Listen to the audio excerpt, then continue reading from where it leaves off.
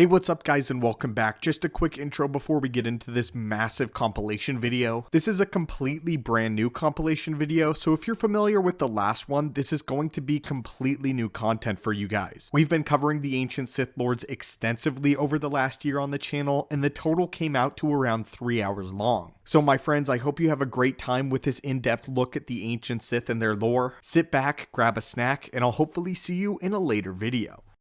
Curious acolytes, back to our archives. We've been expecting you. The ancient Sith purebloods were known to have been a primal race that adhered only to strength and power alone. Their involvement to the dark side became a generational trend that would continue into their bloodlines and family like a deep-seating poison until their entire culture was nothing but pure darkness. Each of their rules were chosen on a basis of strength in the Force and the kind of might they showed over their people. However, there was another way that these primordial purebloods believed that their kings were chosen. You see, ancient Sith had a pantheon of gods that they worshipped, those that they believed gave them great power and could even be reborn in the flesh to come and rule over them. The ancient Sith believed that King Adus might have been one of these fabled gods, and thus dubbed him the Sith Ari. One of the most important gods in their pantheon, however, is one which has been known as the left-handed god. He is extremely powerful in the Sith folklore, so much so that they believed that Ajunta Pal was the reborn manifestation of the left-handed god. However, in our research into the forbidden pages of the Supernatural Encounters novel, we have reason to believe that the left-handed god is actually more than just a myth. This information is extremely interesting, as we are finally getting into the really deep lore of the Star Wars galaxy. The mysteries are becoming more clear,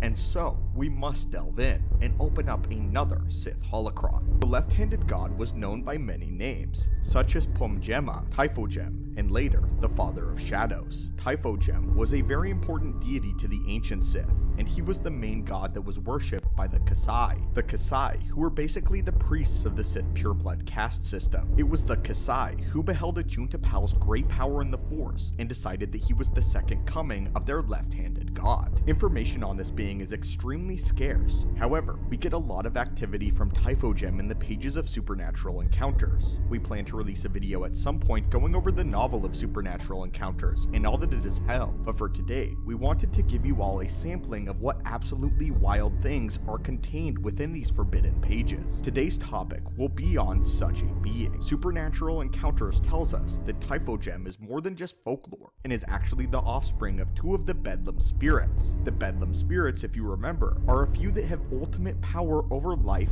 matter, time, and reality itself. Some of the most powerful, if not absolutely the most powerful beings in all of the lore that have ever appeared. They are able to manipulate all of these aspects of reality and shape it as they please with little to no regard for the wider galaxy. Typhogem, or the Sith god, is the offspring of Tilotny and Dandasine. However, Tilotny despised her son, for she did not see him as beautiful and wanted to destroy him. In his rage, Typhogem took his anger out on humans, since they closely resembled the shape that his cruel mother took. The only image of the left-handed god that we can get is a stone idol sculpted in his image, which makes him appear to be eldritch, and a Cthulhu-like being with a humanoid body and a tentacle-ridden head. As far as powers go, we know that he is a godlike being just barely under the powers of the Bedlam spirits themselves. He could wield the Force and all of reality like no other, as he showed the power to completely drain someone of all of their blood, leaving them just a shriveled husk of flesh. He commanded shadow servants to do his will, and inspired several dark side cults around the galaxy to dominate humans in his hatred.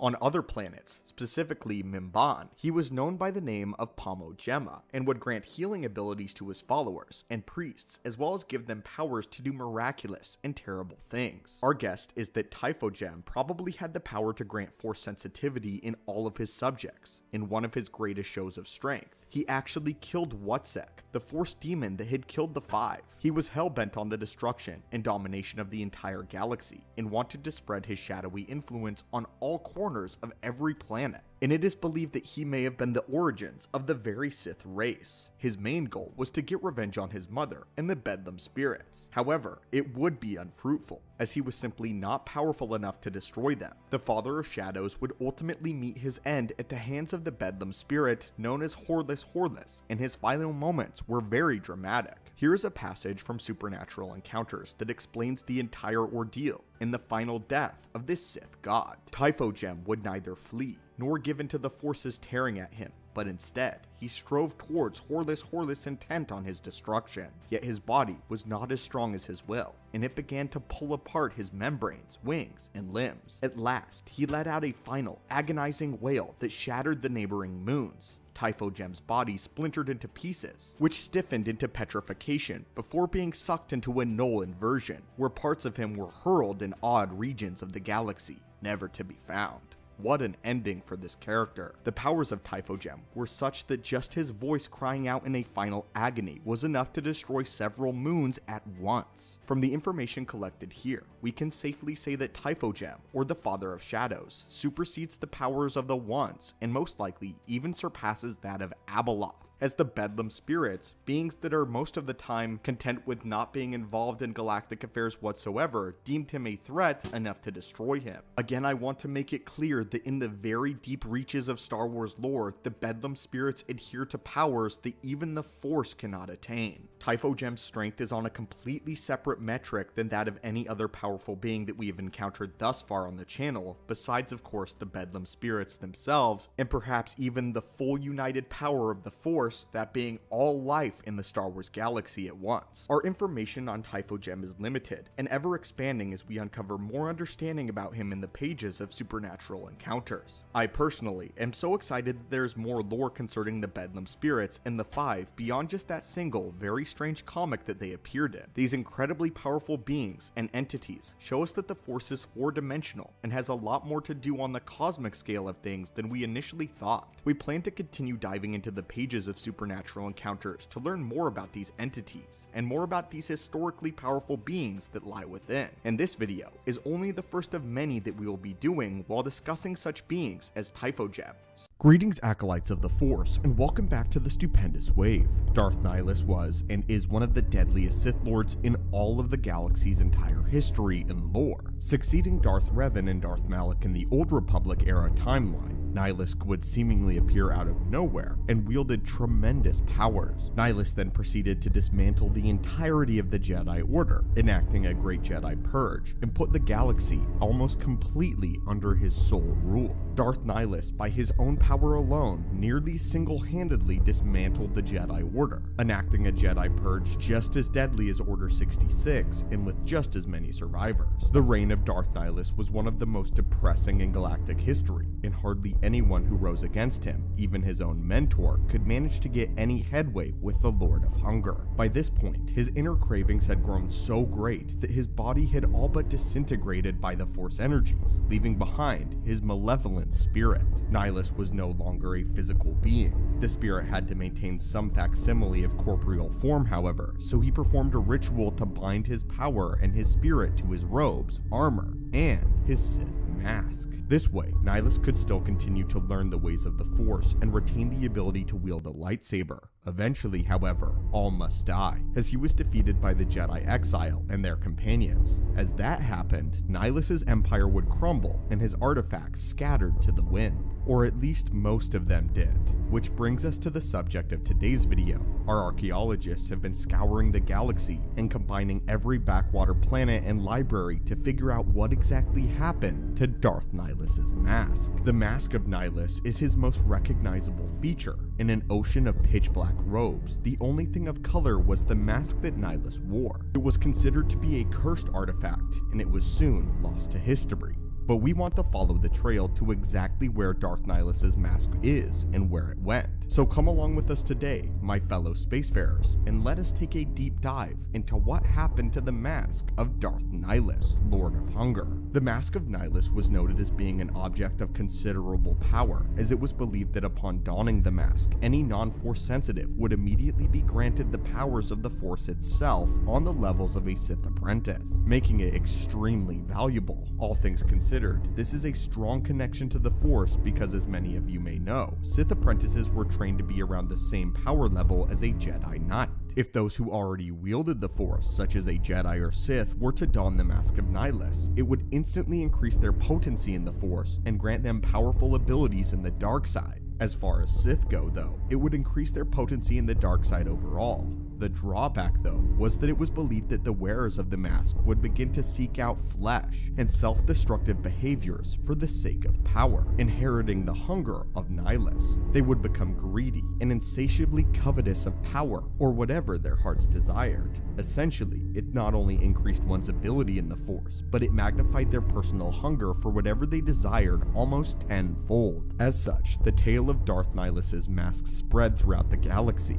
and many would not even want to touch it or seek it whatsoever, for fear that it would turn them into a rabid animal, enslaved to their own desires just as Nihilus had been. Although he commanded great power, Darth Nihilus was not a happy being at all. But that is what the Mask of Nihilus did, but where exactly did it go? Immediately after Nihilus's death, the mask fell into possession of the Jedi exile, and would travel with them for assumably the rest of their life, unless they attempted to get rid of it at some point in time. The mask most likely floated around the galaxy for quite some time before it was actually recovered on the planet of Volek in the unknown regions. As a side note, all of the information moving forward is sourced from the Star Wars role-playing game by Wizards of the Coast. A band of adventurers found themselves deep within the coven of Mount Verena, where they came across a crashed starfighter once belonging to some smugglers. Within the wreckage, the infamous mask of Darth Nihilus was found. From here, we aren't exactly sure what happened to the mask, but it likely remains with one of the adventurers who recovered it unless they had experienced its terrible power and chose to bury it somewhere safe. This is another popular theory about the mask, that it was actually buried on the world of Volek, and that the adventurers did seek its power initially, but upon coming across it completely changed their minds, as although some of them were not Force sensitive, they could still sense and feel the latent power and destructive abilities within the Mask of Nihilus, an echo of his spirit still screaming out, clinging to what Nihilus may have called life. This is why the popular theory remains that the adventurers likely buried the Mask of Darth Nihilus where no one else could find it. However, this does not stop others from venturing to the world of Volek in the unknown regions in search of power. There is no specific date that it was recorded when the mask was found. However, Mount Verena was named after the dead wife of Jedi Master Doran Sel-Ol, who left the Jedi Order around the era of the Clone War. By this loose thread, we can make the assumption that it had to been post-Clone Wars by the time the mask was finally found, meaning that it was likely passed around the galaxy for thousands of years. For over 3,960 years, the mask just floated out in the galaxy, being moved around by one person or another. Essentially, think of it as the Ring of Power. Buried, discovered, moved, and hidden again. It isn't a surprise that billions of star systems and trillions of people in the galaxy that the mask had been so hard to find, and it's surprising that it was ever found at all, even if it did occur past the era of the Clone War. But the Force has a way with things, especially the dark side. The artifact of the mask was so powerful in the Force that it likely called upon the weak-willed to take it and venture where it wanted to go. Again, very similar to the Ring of Sauron.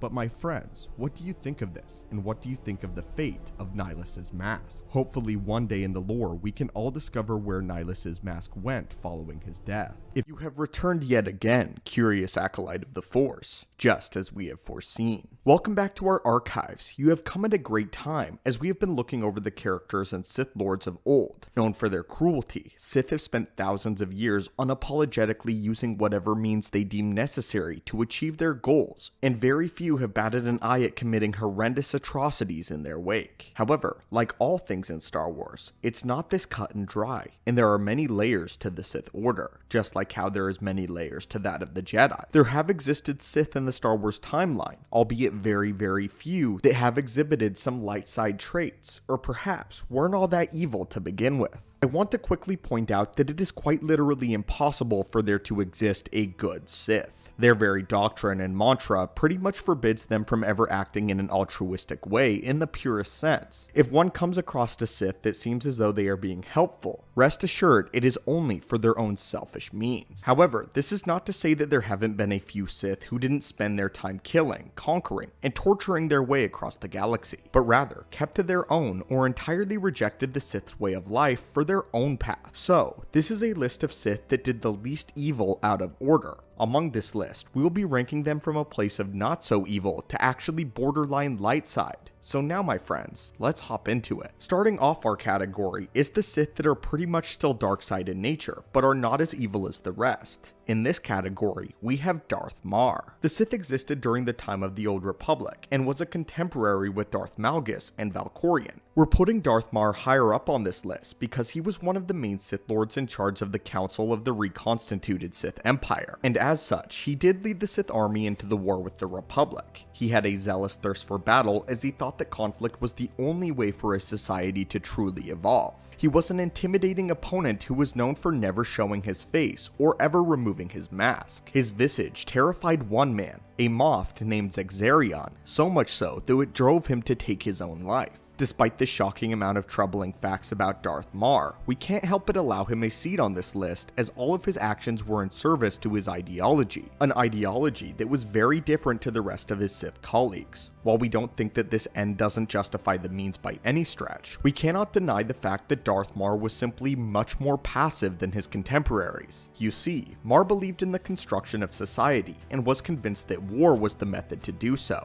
He believed that conflict was the only way that life evolved and grew stronger, and unlike many Sith, especially of his era, Darth Marr's view was that death was inevitable, and that only cowards tried to avoid that which was necessary. Darth Marr also began to distance himself from the conflicts and infighting amongst his Sith brethren. The backstabbing repulsed him, and that was one battlefront that he saw was regressive and damaging to the Sith Empire as a whole. Marr was frustrated with the bigotry and self-indulgence among the Sith leaders, and thought that they were making the Empire vulnerable, which he was ultimately correct about. Although years of delving deeply into the dark side eventually stripped him of almost all of his emotion, the one piece of humanity he had left was passionately dedicated to ensuring the survival of the Sith. Another thing that sets Darth Marr apart from other Sith was his very view on the Jedi. Rather than detest them, he actually respected them as warriors and force wielders, even viewing Jedi Master Satele Shan as the only one in the galaxy worthy of being his equal. It would be under the lead of Darth Marr that the Sith would actually make peace and ally with the Jedi in order to stop Valkorion from being resurrected by Darth Revan, something that was exceptionally rare. Darth Marr actually had somewhat of a heroic death, as his life would be extinguished while refusing a direct order from Valkorion. In the end, Marr actually would become a Sith spirit, agreeing with the final line of the Jedi Code: "There is no death, only the Force." Amazingly, even after his death, he would appear as a Force ghost and commune with Satele Shan as they both deliberated over Valkorion's return. Whilst talking about the war to come, Marr would actually show a great deal of sorrow regarding how many lives would be lost in the coming war, something we don't really ever get to see from any Sith. So for all of these reasons, we believe that Darth Marr has rightfully earned his place on this list. The next up on this list would be Darth Gravid, a Sith that has crossed our discussion before on more than a few occasions. As just a quick brush over the history, you'll remember Gravid as the Sith that attempted to merge Jedi and Sith lore, and was therefore driven to madness as a result. After which, he had attempted to destroy all the Sith knowledge in order to remake the Order before he was ultimately slain by his apprentice. We placed Gravid on this list because we decided that there had to be something of note within him that would have drawn him towards Jedi teachings. In fact, he became obsessed with it and wanted to introduce compassion and empathy into Sith lore itself, but of course failed to do so in the end. Once a Sith crosses a line and starts down this light side path, they have made a pact with the dark side that they have now rejected. The dark side has claimed them though in the end, and will not easily ever let them go. So it takes a great deal of strength to break from the clutches, and unfortunately, Gravid just didn't have said strength. As we explained in our video all about Darth Gravid, we reasoned that he went mad because he was trying to merge the two most extreme views of the Force into one thing. It wasn't like he was trying to walk a balance of light and dark. No, my friends, he was trying to merge the Jedi and the Sith, two diametrically opposed views on the Force that simply cannot coexist with one another. Gravid went mad because he tried to console the Jedi and Sith teachings in order to achieve more power. One cannot be selfless for selfish reasons, or use hatred compassionately. This is just madness, which is exactly what happened to Gravid. I think a common misconception about Gravid specifically is that he was trying to create balance, or that he was somehow justified for his actions. I don't think Gravid was a good person in the slightest, because he clearly wanted Jedi knowledge for its power. Otherwise, he wouldn't have gone crazy He didn't try to destroy and remake the Sith because he thought the Sith should be stopped. He wanted to remake them into something else entirely that would still take over and conquer the galaxy. Gravid was a madman, and the only reason he's not higher up on this list is because he killed a lot less people than Darth Marr did. Despite all of his efforts, he didn't accomplish much in either way. He didn't progress or stop the Sith in any meaningful capacity. He just set them back a few years. Of course, all of you probably anticipated this one. When talking about the Sith who hadn't done much evil at all, it would be impossible not to mention the very inspiration for this video, Darth Vectivus. This name is another that very frequently gets mentioned on this channel, but why wouldn't he be? Vectivus is one of the most fascinating Sith in the Order's history, as he is most likely the only Sith to ever be almost completely blameless. Even Sith that had turned to the light side still have a few transgressions under their belt. But we hear of no such thing from Vectivus. Originally a wealthy businessman who ran a mining operation on an asteroid, Vectivus would discover his force sensitivity. When his employees would accidentally discover a dark side force nexus that rested on the asteroid, the nexus began to make some of the workers go insane while giving the force sensitives, like Vectivus himself, nightmares. He would go on to ultimately shut down his mining operation so that no one else would get hurt, and he took a fascination with the nexus, as well as his own latent force potential. By greasing a few palms, Vectivus would use his wealth and influence to not only keep the strange occurrences quiet, but also seek out a Sith Master. This was the Rule of Two era for the Sith, so a Sith Master would be hard to come by, but Vectivus did end up finding one. We aren't told why specifically he chose the Sith, but it could be a myriad of different reasons. Perhaps he knew he was too old to be taken in by the Jedi. Maybe he just didn't like the Jedi for some reason or another and wanted any master he could find. Perhaps it was the nature of the dark side force nexus that warranted his natural affinity towards the dark. Or it's my personal theory that he didn't really know what he wanted and just paid a few people on the black market with connections to find someone who knew about the Force, and one of his contacts came up with a Sith Master. Anyway, for whatever reason, Vectivus would go off to train with the Sith Master, and then, I'm just assuming he followed the protocol of the Rule of Two, and he slew his master to become the new one. Even though we aren't outright told this, Vectivus would spend most of his time just studying the Force Nexus and exploring the lore of the dark side out of sheer curiosity, not evil, keeping to a personal moral code that he had always had as a businessman. Darth Vectivus never wanted to further the Sith grand plan, nor face down anyone in a ritualistic combat scenario. He was content to just learn about the Force in his own way. Vectivus would end up pioneering the powerful Force Phantom ability, so it wasn't like he was weak in the Force by any means. We aren't told who his apprentice was, but we assume he did train one, as obviously the Rule of Two continued. However, he wasn't slain by his apprentice, but rather died by natural causes surrounded by his friends and family. But would you believe that he is not the #1 spot on our list, as there is another Sith Lord that we believe did less evil than Vectivus. This position actually belongs to a mysterious Sith Lord known as Kaluth Ur. His first and only appearance was from a holocron entry from the Old Republic. Kaluth Ur was actually an ancient Sith Lord that had come to the conclusion that peace was the true way to strength. His exact quote goes as follows. "It's a lie. Fear is a lie. Passion, a lie. Fear gives temporary power, and passion is easily manipulated. Real strength in the Force comes when one is no longer afraid. And one can purge fear when one stops grasping after power, after things, after life itself, and allows the Force to guide him. There is only the Force." For his heresy, however, he was executed by the Sith Emperor. This is absolutely groundbreaking information, so let's break it down as much as we can with the information that we have about this ancient Sith Lord. We don't know anything of his life outside of this, or even if he had ever met a Jedi. However, these are incredibly light side ideals, and it's shocking that a Sith Lord of old would personally accept this truth. He died in the year 4606 BBY, which takes place a mere 400 years after Marka Ragnos. He was killed by the Sith Emperor of that time, which would have been Darth Tenebrae. The reason why we are mentioning Kaluth Ur specifically on this list over other Darksiders though, and other Sith that have turned to the light side, is as far as we know, he turned to the light side because of his own volition, and didn't have to be coerced into doing so. From what we gather from our limited information about this Sith, it doesn't seem as though there was a Jedi or loved one that convinced him to think this way. He simply came to this conclusion logically during his meditations, and the wording of this quote proves it. And he actually tried to share his light side teachings before being executed by Tenebrae. I think it is astounding that an ancient Sith turned to the light side purely by his own decision, and although we don't know if he had committed any sinful acts before this moment, I would safely say he earns his position as number 1 on this list. Well, greetings again, curious spacefarers of the galaxy, and welcome back to the archive. The galaxy is rich with worlds of all kinds, and hardly any two planets are exactly alike, unless it's Tatooine and one of its many clones. Many planets change over the course of their natural history, as with all things in life.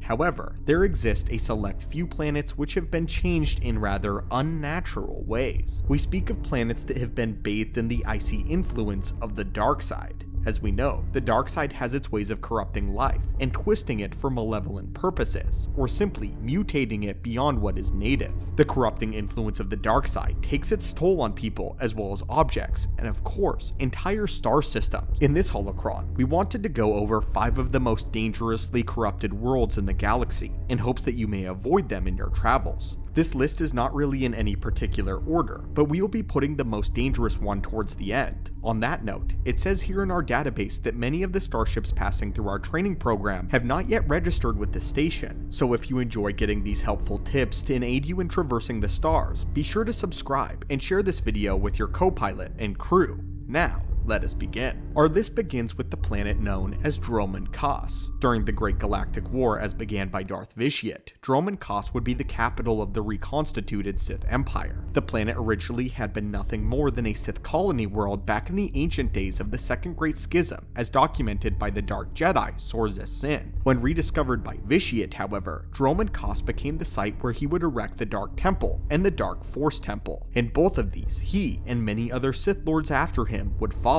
and would conduct many horrific experiments and rituals, causing the temples to become so steeped with the dark side that they became their own dark side nexuses. The presence of 2 nexuses caused atmospheric changes in the weather, which resulted in an eternal thunderstorm covering the world. We see this sort of thing happen on many Sith-owned worlds such as Exegol, where lightning flashes and rain falls while never ceasing. Next, we have the world of Dathomir, the home of the Night Sisters, and a place of great force energies. Dathomir itself practically gave birth to an entirely new religion within the Force itself. The Night Sisters feed on the system's natural wellspring of force energy, which runs through the core of the planet like veins. With this, coupled with the practice of spirit worship and dark witchcraft, gave birth to the magic which the Night Sisters regularly use. Mother Talzin exemplifies this power by manifesting her abilities with a green mist, which she refers to as Ichor. The magic that the witches do, though isn't as always pure as they would like to claim. Dathomir is naturally drawn towards the dark side of the Force, and the way the Night Sisters use it perpetuates this corruption. They have no problems using their magic to manipulate the planet and animal life there, as they believe it is in service to Dathomir, and they don't realize that they are actually corrupting it further into darkness. Dathomir is a savage planet that regularly sires whole hosts of horrific monsters and wicked spiritual beings. It is no secret as to why Darth Sidious himself had such a fascination, respect, and fear of this world. Coming up next, we are going to address the Sith home planet of Korriban. This system is also referred to as Moraband around the time of the Clone Wars, but although the name has changed over time, the dark side's influence never will. Millennia of Dark Lords of the Sith using this place as their home to conduct as much of the dark side as they please in their research, coupled with all of the tombs of the ancient Sith Lords, makes Korriban a hotspot for those wishing to delve into the blackest secrets of the Force and what it has to offer. Korriban is a desolate world though, not offering much of anything in terms of vegetation or food beyond scavengers and carnivorous lifestyles adopted by the fauna that inhabits the world. On Korriban, only the strongest survive, and sometimes even the strongest are at risk. The Valley of the Dark Lords is, in itself, a Force nexus due to all of the dark artifacts and influence left behind by the ancient masters. This has completely consumed and mutated the nature life until nothing is left but beings such as the Tukada. The Tukada, also known as the Sith Hounds, are Force-sensitive canine creatures that are actually drawn towards beings that are strong in the Force, specifically the dark side. A few by themselves are nothing, but when they get in a pack, even Darth Bane was very wary of them. Tukada are not only Force sensitive, but also rather intelligent and able to pull off rudimentary military strategies while in a pack. And this is the way most life operates on Korriban, even down to the insects. They are almost all parasites drawn to the blood of Force sensitives on pure instinct.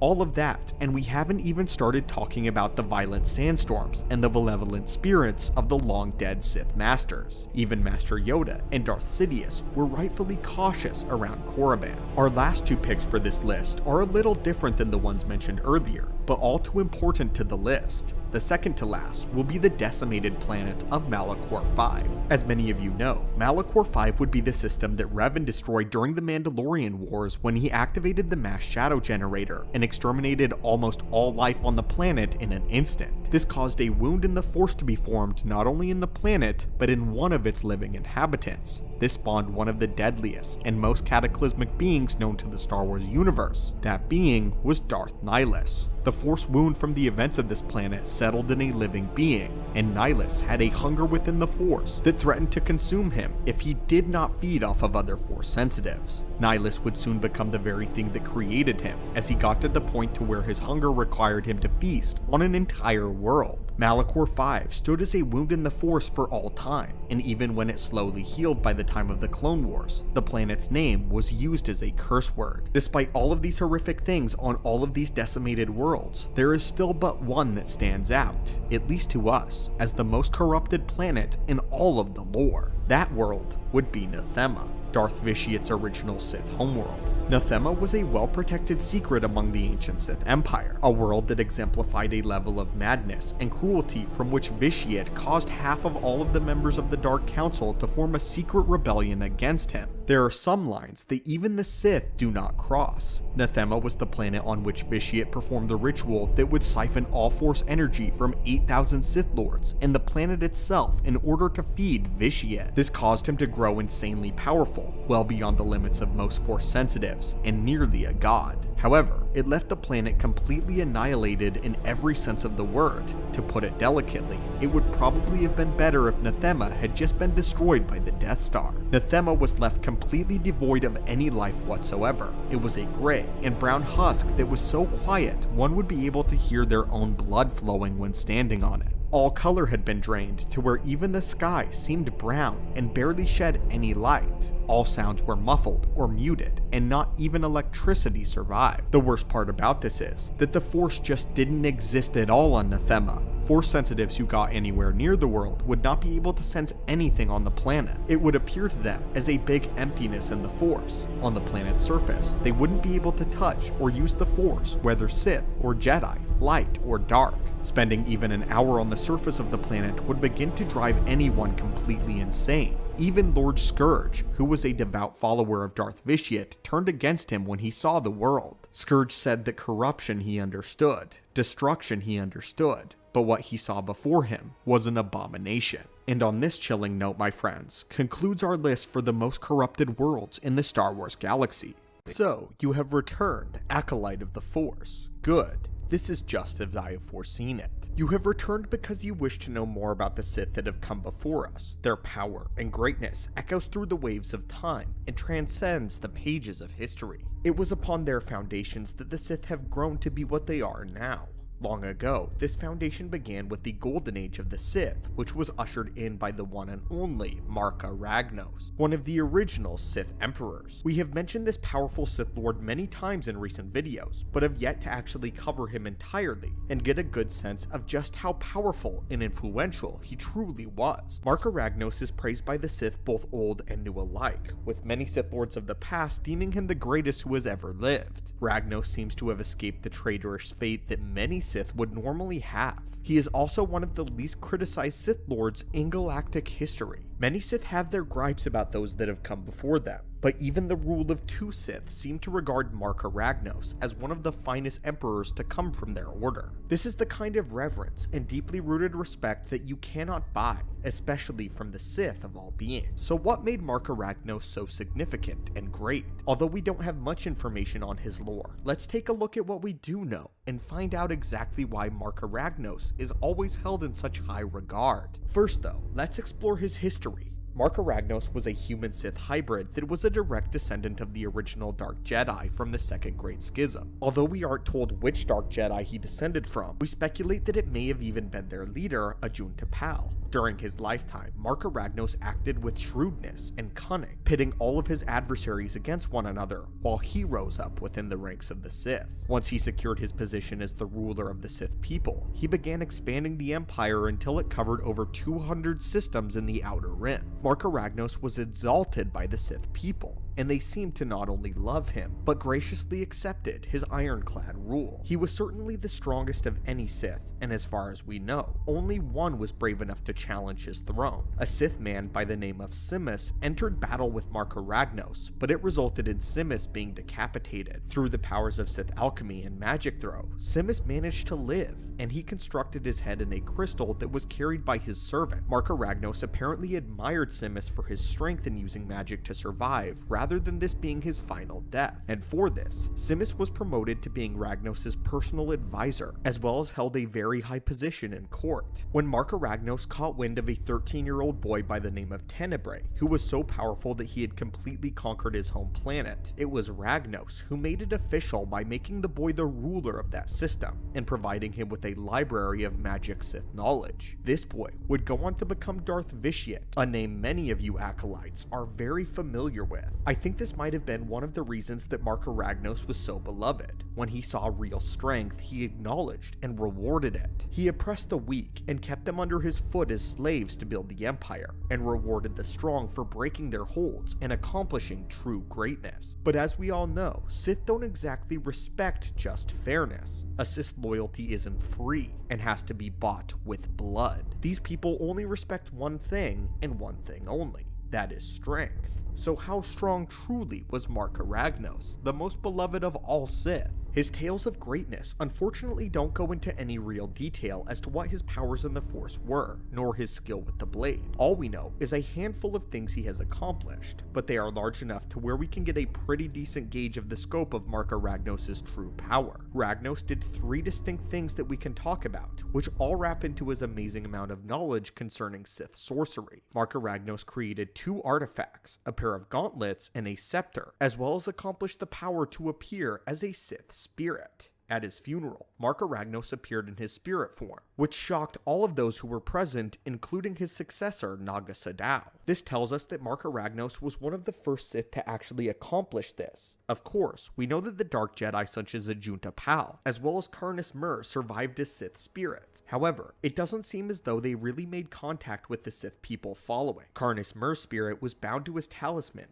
and he was more or less enslaved to it. Ajun T'Pau's melancholy spirit wandered his tomb until he entirely forgot who he was. So on this level, I would be bold enough to say that Marka Ragnos was the first Darksider to perfect becoming a Sith spirit, a feat which is not something that can easily happen for a Darksider, especially a Sith. Ragnos sort of paved the way for this ability to where other Sith Lords such as Naga Sadow, Freedon Nad, and Exar Kun could accomplish it later, with it still being extremely rare and extremely difficult. The 2 artifacts he created also gives us a good idea of his power range. While this hasn't exactly been made official, what our researchers have noticed when it comes to Sith enhanced items is that the power of the artifact usually reflects the power scope of its creator. Simply put, the stronger the maker, the stronger the item. This only makes sense as we have seen only the strongest artifacts stand the test of time, and strong Marka Ragnos' artifacts were. The first one is the pair of gauntlets, which are said to greatly increase the force powers of the wearer. This may not be too special on its own, as many Sith objects and talismans were made to yield the exact same effect. However, the power of Ragnos shines when we take a closer look at his scepter, which might possibly be one of the most powerful items in all Star Wars lore. The scepter had the ability to literally siphon force energy from beings and places like Darth Nihilus did. However, the scepter stored all the power inside of it, and could be unleashed in waves of power. Or, wait for it, could actually bestow a regular being force sensitivity, instantly granting them the power level of a Jedi Padawan, and a power that they could then cultivate to mastery. No other object or even being in Star Wars has ever claimed to wield power like this, and granting the very ability to give those the Force. Many millennia after, a cult to Ragnos got their hands on the scepter and began giving their members force powers while gathering all the energy from darkside nexuses around the galaxy in order to perform a ritual to resurrect Marka Ragnos. This is how deep Marka Ragnos' reign went within the people. They loved him enough to attempt to bring him back from the dead, and a cult that had nothing to do with the Sith beyond Ragnos. This process was almost successful as the leader, Maximus, unleashed the power of the scepter to summon the spirit of Marka Ragnos, the spirit who then possessed his body. If not for the combined efforts of the Jedi Knight Jaden Korr and Master Kyle Katarn, Marka Ragnos would have returned. The ultimate Sith.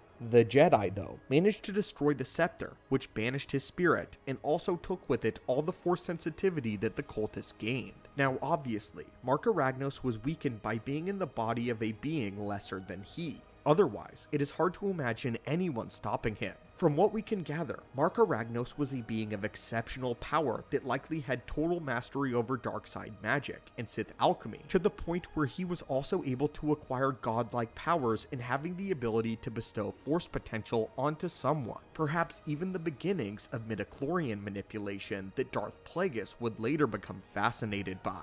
Marka Ragnos is so incredibly rare as a Darksider because not only was he universally praised and loved, he died of apparent natural causes of old age, his spirit living on afterwards, and there have been very little, if any, Sith Lords that have any critique for Marka Ragnos, having nothing but absolute reverence for this Sith Emperor. But greetings, students of the Force and acolytes of the galaxy, and welcome back. We've been expecting you. The Sith are known by the galaxy throughout the history of not only being atrocious warmongers, but using horrendous methods in their pursuit of galactic domination and ultimate victory over their ideological enemies, the Jedi. Many Sith sorcerers and alchemists of old would create various monstrosities in attempts to gain a leg over their light side adversaries. This included mutating living creatures to create monsters such as the Terentatek and the Leviathan. Other times, it might include using a deadly virus, such as the Technovirus, to turn organic beings into cybernetic slaves and war machines. Well, today, we will be discussing one of the most horrendous Sith experiments that may rise above the rest: the Sith Stalkers. Unlike the previously mentioned creatures, Sith made stalkers from their own kind. These horrors would terrorize the battlefields of the Old Republic, striking fear into Jedi, and they have been known to even upset a few Sith. So what is a Sith Stalker? Well, students of the Force, sit back as we open up yet another Sith holocron, as today we will tell you about the Sith Stalkers and how Starkiller almost became one. One image of the Sith Stalker and you'll recognize the armor almost immediately. It is one of Starkiller's most famous looks, but also the helmet design takes influence from the Mandalorians, as well as the Ubi's warriors. So let's take you through the process of how one of these would be made and constructed. We start by watching Sith Lords pursuing the aftermath of a large battle. Bodies are strewn everywhere, but through the Force, they can still sense something. That something is suffering. Not just any suffering, but a great deal of pain, as one of their own is attempting to use the dark side to keep themselves alive, holding on to it, fighting through their grave injuries. A small search later, and they might come across an acolyte, or perhaps an apprentice that has survived the battle, but is laying on the ground heavily damaged from it, disfigured from beyond repair. He could be missing entire chunks of his body, and barely even alive, but alive nonetheless. And the Sith usually adhere to the philosophy of waste not, want not, so they retrieve the poor wounded soul off of the battleground, hauling him back to their laboratory. However, what awaits this young Sith will make him wish that he had just been left there to die on the field of battle. Strapping him onto a table, the process would begin as machines would fall in around him. Mechanical arms and needles would start to remove any excess flesh, which was, in a sense, all of it. They would then start fusing the Stalker armor directly onto the exposed body. Many organs would also be removed and replaced with cybernetics, removing their requirement or ability to eat or sleep. Long sharp talons would be surgically implanted into their fingers to give them a more terrifying appearance. And finally, the most important part: the helmet would be grafted directly onto their faces. They would be alive and awake for the entire process, feeling every single bit of it. The unbearable pain they would go through is actually on purpose, as their masters want them to grow deeper and stronger within the dark side. As the Stalker is not born, it is created. After the horrific process is complete, the Sith Stalker would be much stronger than before. They would be physically stronger, faster, more agile, and very powerful in the Force. Their gloves and talons would be built in a way that would allow them to continue to use Force lightning without it backfiring. This entire process reminds me of Darth Vader's transformation. Perhaps Sidious used the information about the Sith Stalker creation to make Vader. Well, unlike Vader, the Stalkers did not require an automatic breathing system and could breathe on their own, which came out as ragged and wheezing breaths through their faceplates. The Sith Stalkers would now be a part of their own private sect of the Sith army. Their masters and lords would dispatch them to take care of Jedi targets, or even kill off their Sith, of whom the masters perceived as rivals. The Sith assassins of the Inbaran Academy had nothing on the absolute weapons of war that were the Sith Stalkers. Their terrifying appearance helped strike fear into their Jedi targets, which, as you know, is a powerful tool to employ against a light side wielder. Keeping them too distracted will impede their ability to touch the Force, and terrifying the Sith Stalkers truly were. From their appearance to their movements, as well as a Stalker's tendency to collect lightsabers as trophies, they were truly masters of the art of killing Jedi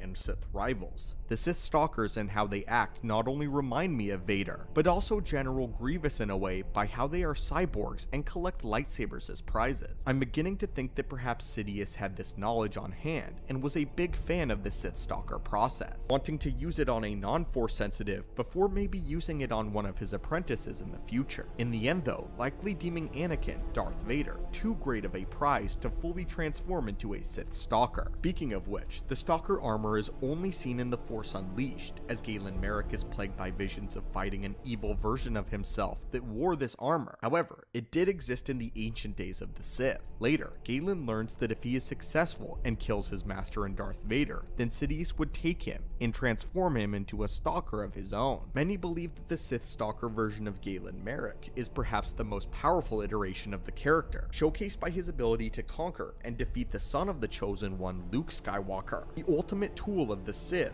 Nothing like a full-blown apprentice, with their mental state being far too deteriorated. Still though, it is appropriate of the dark side and the ancient Sith that they did not let their near-dead apprentices go to waste, and had a terrifying plan for those that survived the battlefield. It's also interesting, of course, that Darth Sidious took huge inspiration from this process on General Grievous, Lord Vader, and in Legends continuity, even attempted to do so and was successful with Starkiller himself. In my opinion, this is one of the darkest and most sadistic aspects of all of Star Wars lore, and showcases the true brutality of the Sith, the way of power, and the way of suffering. With greetings again, curious acolytes of the Force, and welcome back to the archives. We've been expecting you. The Sith were undoubtedly the purest users of the dark side that the galaxy has ever seen, tracing their roots back to the Dark Jedi who found the Sith pureblood worlds of Korriban and Ziost. The Sith pureblooded people were already a race that were strong with the dark side, and had fully embraced the ways of power and domination in their very culture. As you know, there are some species that are naturally attuned to the Force, and can have certain affinities for either the light or the dark. Most, if not all, Sith purebloods were Force sensitive to some capacity, and did end up gaining an affinity for the dark side solely. However, there was a time when this was not entirely true. The dark side itself may have called to the Sith race, but they didn't always answer.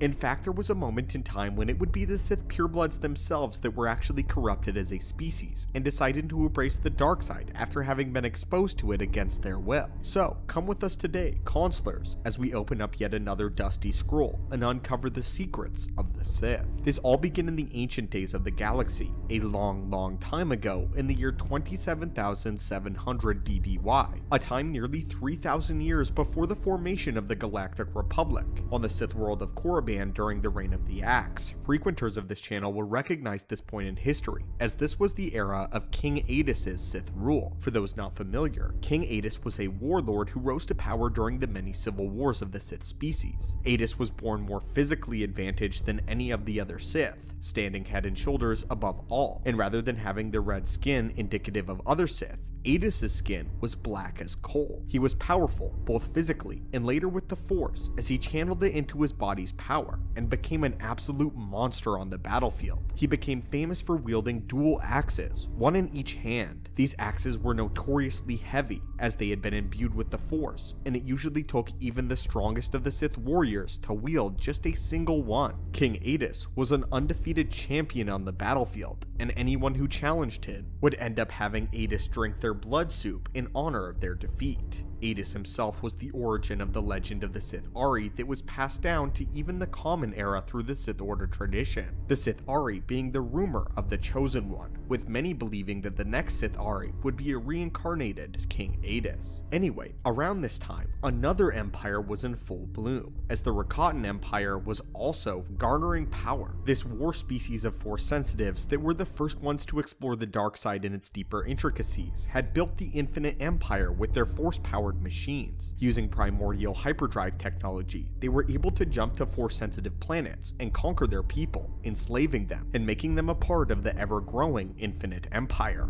Their hunting for new worlds would eventually lead them to the Sith homeworld of Korriban, and for the first time since their campaign began, they hesitated. The Sith were unlike any other species the Rakata had ever encountered thus far. They were tough, bloodthirsty, and totally war-driven. In fact, the Rakata were the most worried about, you guessed it, King Adis himself. Rather than going like they would have many times, the Rakata switched up their strategy and actually tried to get on Adis' good side by appealing to him. As a token of good faith to the king, the Rakata even shared their technology that they used to graft their pyramidal holocrons. Despite their peaceful appearance, King Adis was still rightfully mistrusting of them, but still decided to take advantage of their gifts and knowledge. Eventually though, his suspicions were proven correct as he learned about their planned conquest of Korriban. King Adis rallied all of the nations of the Sith under his one rule for the first time ever and led a mighty revolt against the Rakata. Needless to say, the Rakata were correct about their initial fears of Adis, as he slayed hundreds of them on the battlefield before fully driving them off of Korriban, leaving the Sith homeworld as one of the only worlds that the Infinite Empire was unable to conquer. As King Adis was worshipped as a god, however, he was not long for the galaxy. Unfortunately, Adis succumbed to the injuries sustained by their superior weapons after their victory, and he eventually died. Korriban was left a wasteland from the war, which caused the Sith to temporarily relocate to the world of Ziost. The war against the Infinite Empire, as well as their gifts of the holocrons, began to draw the attention of the dark side itself, as it spread throughout the Sith culture like a cancer. It wouldn't be long until the Sith purebloods fully gave into the call of the darkness, and they officially became servants of the dark until the very end of their order. With it being the Rakata that were ultimately responsible for cementing the Sith in the dark side for eternity. The nature of the dark side is that once it finds an individual, an item, or a people group attractive, it will begin to do what it can to influence said beings under its control. Once you strike that first bargain with the dark side by fully giving into it, you've handed yourself over to its grasp and influence. That is probably why it is so terribly difficult for darksiders to return to the light. The blackest depths of the Force draw you in and never let you go. This is what happened to the Sith species as they encountered the powerfully Force-sensitive Rakata, and by giving in, they forever accepted the dark side as the patron to their people. Every generation, it grew stronger and stronger like a weed, until whenever the Dark Jedi landed on Korriban, the dark side and the Sith species were one and the same after generations of this dark inheritance, all as a result of the Rakata going to Korriban initially. I want to make something clear. The Sith species and the purebloods very much did follow the dark side before the coming of the Rakatan Infinite Empire. However, not all of them were aligned to it, and they did not worship it as something greater. Rather, they used the Force and the dark side itself as a tool and a weapon for their own order. However, once the dark side saw just how far they had fallen following this great war that Adis had won, it would be forever bonded to the Sith. And it was the Rakata, the Infinite Empire, that is responsible for the Sith Order as a whole. Its doctrine that only adheres to the dark side, and its ability to pass down dark side knowledge through the creation of Sith holocrons. The Rakatan Empire very much built the Sith. Throughout the course of galactic history, several highly prominent and iconic Sith Lords have held titles among the ranks of these nefarious darkside wielders. While the modern era of Sith showcases the lives of only a handful, hundreds of incredibly ruthless Sith Lords have left their marks on the course of galactic history. One such Sith Lord is known as Darth Malek, who had an illustrious career over 3,000 years before the rise of the Empire, and is perhaps most well known for the loss of his jawline, resulting in the iconic mechanical brace which replaced his mouth for much of his latter life. So then, how exactly did Darth Malek lose his jaw to begin with, in which galactic conflict culminated as not only his defeat, but his physical dismemberment and utter humiliation? Well, today, students of the Force, let's explore how Darth Malek lost his jaw. The encounter in question took place during the Jedi Civil War in the year 3957 BBY, when Malek was just a lowly apprentice of the dark side. Before their introduction into the Order of the Sith, both Malek and his master, known formally as Revan, were members of the Jedi Order who served in the war against Mandalore. From the beginning, the relationship between the two Jedi held a highly unique position among most master and apprentice relationships, and for years they fought side by side as equals and friends, and as paragons of the Jedi Order. They were far more willing to take more aggressive means in their fights, becoming two of the fiercest Mandalorian oppositional forces throughout the entirety of the war, and essentially the heroes of the Republic. After the war had come to a bloody end, they ventured out into the unknown regions to hunt down Mandalorian survivors, abandoning the Jedi Order in order to satiate their own internal bloodlust and warped sense of justice. Unlike most Sith master and apprentice relationships, the two joined the ranks of the dark side at the same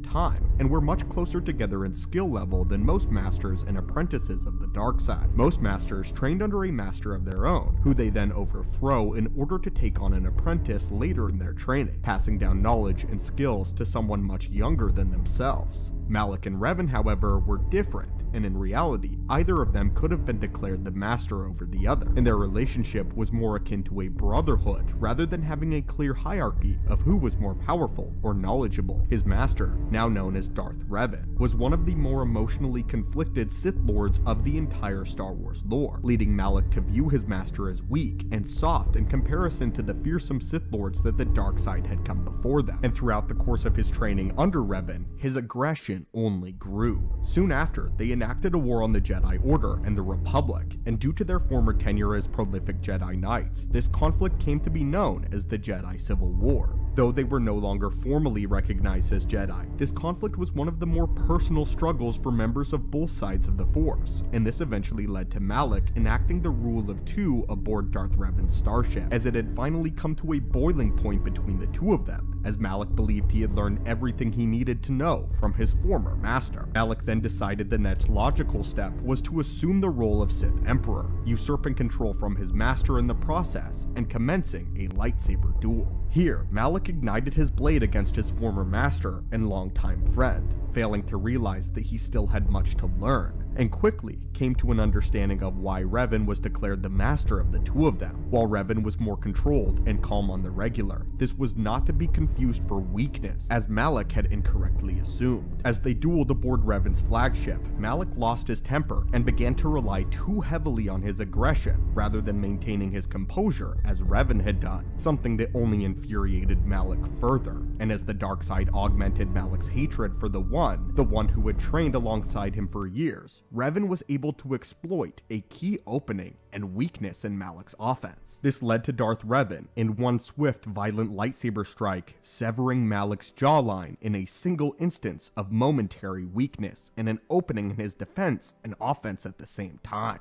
This ended the duel almost immediately, as the extent of Malek's injuries hadn't yet been determined, and Revan left his apprentice for dead aboard his own flagship. While much of the specifics regarding the duel are not yet known, we do know that Malek was able to survive and escape, but not without severe ramifications following him for the rest of his life. He commissioned the construction of a specialized prosthetic, which allowed him to vocalize his thoughts, though it was a far cry from the voice that he had lost that long fateful day ago. While he could be understood, the voice was a gargled echo of his former self, and he would carry this handicap with him throughout the remainder of his life as a Dark Lord. As Malek began to harbor a much more intense resentment for his former master, the two parted ways, and Malek grew into an incredibly formidable Sith master in his own right, a now more humbled Sith master. Shortly thereafter, he was able to assume control of the Sith regime, using this iconic cybernetic enhancement to augment his physical appearance and strike fear into his enemies. He was able to use this as a tactic of fear, becoming a far more imposing physical threat to those who would oppose him, and this quickly went from one of the most intensely painful deformities into an incredibly valuable asset. This assisted Malek's reign of terror after Revan was sent into hiding, having lost his memory and all but abandoned his life as a Sith Lord as a result, Revan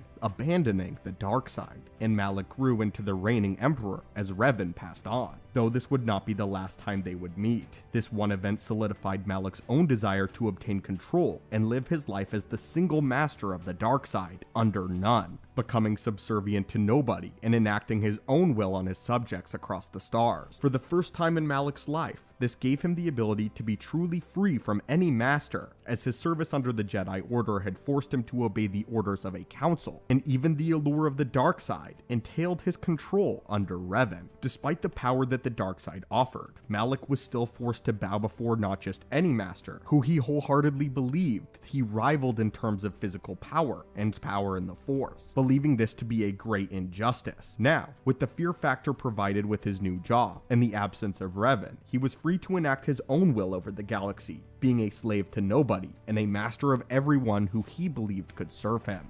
Greetings my friends, and welcome back to the channel. The new Sith Wars were one of the most important conflicts in all of Star Wars history. After the fall of the resurgent Sith Empire led by Darth Malek and later Darth Desolis, the Jedi Order was hoping for some time of peace. Ultimately though, their hopes would be dashed as another Dark Lord of the Sith would then be on the rise, bringing about the Fourth Great Schism, and ushered in a brand new era, known now as the new Sith Wars. The new Sith Wars would kick off the long conflict that would ultimately end with the destruction of the Brotherhood of Darkness and the ancient era of the Sith before Bane's era was established, and the rule of two doctrines set in place. The one Dark Lord of the Sith that would make all of this come about staked his claims in history as Darth Ruin, another famed Jedi Master turned Sith who would alter the course of galactic history. Students and acolytes of the Force, today we'll be opening up a few holocrons to explore this period of history and talk about Darth Ruin, the man that created the chain of events which ultimately brought about the Sith rule of two. Before we begin though, our scanners have picked up that many of the ships passing through haven't subscribed yet, so if you enjoy our data logs and want to have access to daily uploads of information, be sure to blast that subscribe button. Now, let us begin.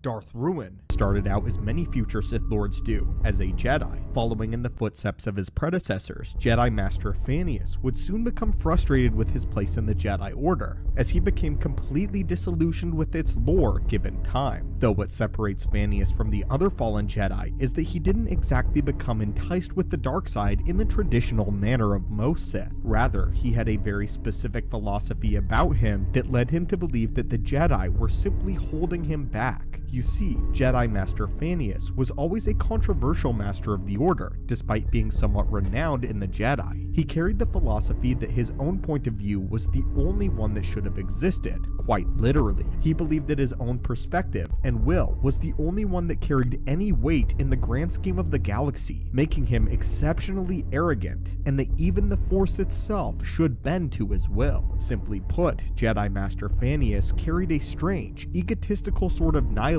where he thought that he was the only one that was correct in the Jedi Order and in the entire galaxy, believing merely that he was the only person that mattered. This mindset, of course, went completely against the Jedi doctrine, so he would then decide to leave the Order and pursue his own path after discovering a Sith holocron in the vault of the Great Library on the Jedi Temple on Coruscant. What should be noted though is that Thanius was a fully formed Jedi Master, and at this point in time it was exceptionally rare, if not unheard of, for any Jedi to leave the Order, especially not someone the caliber of a Master, and especially not someone the skill level of Jedi Thanius. In the holocron, he discovered the truth about the Sith and what they really believed in, and it lined up up with his own inherent philosophy enough to defect completely from the Jedi. During his reign, he would attempt to teach his disciples to essentially become a cult to worship only him. With this in mind, he created a code which was known as the Creed of Ruin. There is no passion, there is solely obsession. There is no knowledge, there is solely conviction. There is no purpose, there is solely will.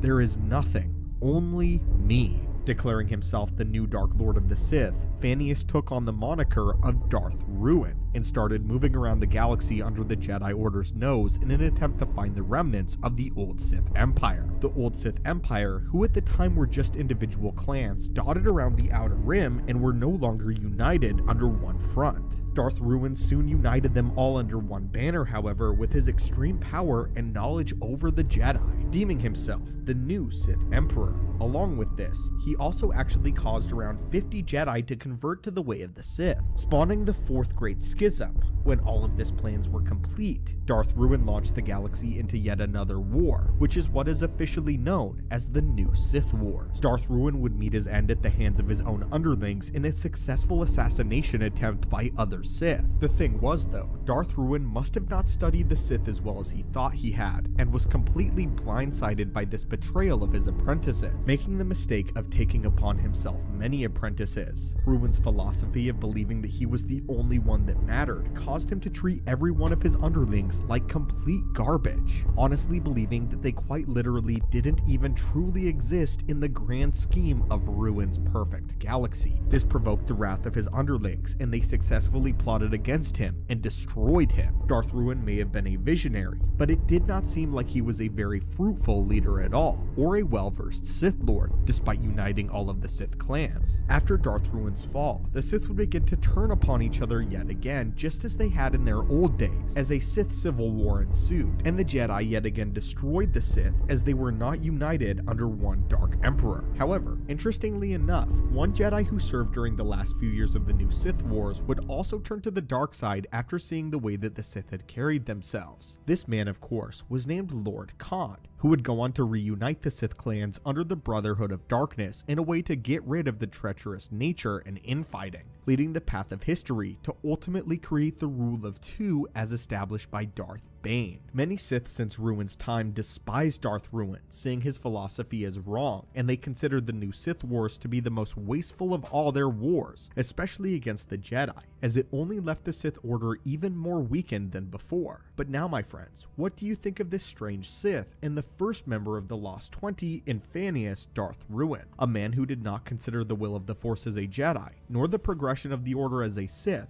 but only his obsessive views on the galaxy and self-idolization. This was a man who wanted desperately to be a god, but lacked the proper preparation to do so. However, one thing that Ruin did unintentionally consolidate was the order of events that would lead to the creation of the Rule of Two, and thus the Sith's greatest triumph in Sidious. Long ago, the Sith began as Dark Jedi, having split off from the Jedi Order that originated on Tython in an event that was later referred to as the Second Great Schism. This event led to the 100-Year Darkness, which was a war between the Jedi and the Dark Jedi who originated on the planet. The Dark Jedi, who were guided by a Junta Pal. After their loss and exile, the remaining 12 Dark Jedi were banished into deep space, which was a section of the galaxy right on the farthest edge of the Outer Rim. Here, it would be that the Sith Empire would be born, and would one day return with a vengeance, with the Jedi unknowingly making their greatest mistake, creating the modern Sith.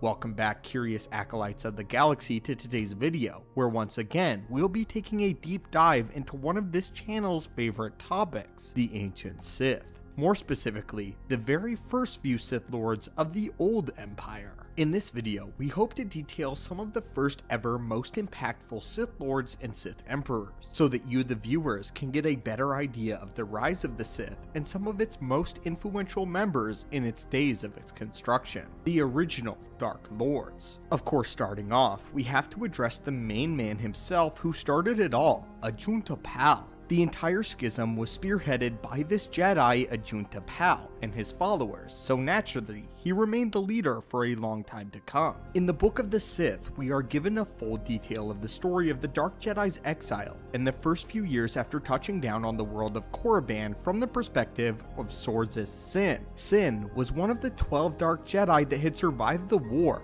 one of only 12. We don't know the names of everyone who ultimately survived, only the leaders, who were Sorzus Sin, Ajunta Pal, Remulus Drepia, Carnis Murr, and Zozan. These 5 leaders, along with the 7 other nameless followers, drifted through space for a while until Sin sensed a powerful well of dark side energy and began flying to it. Following her hunch, they touched down on the world of Korriban, where they first came into contact with the Sith purebloods. By now, it is worth mentioning that the word Sith didn't always mean someone of their order and those that followed the dark side. The Sith were a name of a red-skinned species native to Korriban, which were naturally attuned to the dark side of the Force. However, the Dark Jedi, having been trained in the ways of the Force more formally, marveled the Sith people with their powers, and instantly assumed the role as their leaders after Ajunta Pal tortured and killed the Sith's king. The Dark Jedi were thusly renamed the Gen Jedi by the Sith pure-blooded subjects. Ajunta Pal and the newly formed Gen Jedi wasted no time in establishing themselves on the world of Korriban. It took some time, but with their powers and knowledge and a little help from the dark side of the Force and its sorcery, they were able to assume the mantle of the rulers over the Sith. Despite the Sith being naturally more gifted in the dark side of the Force, the Jedi simply knew more, and knew more about its arcane history.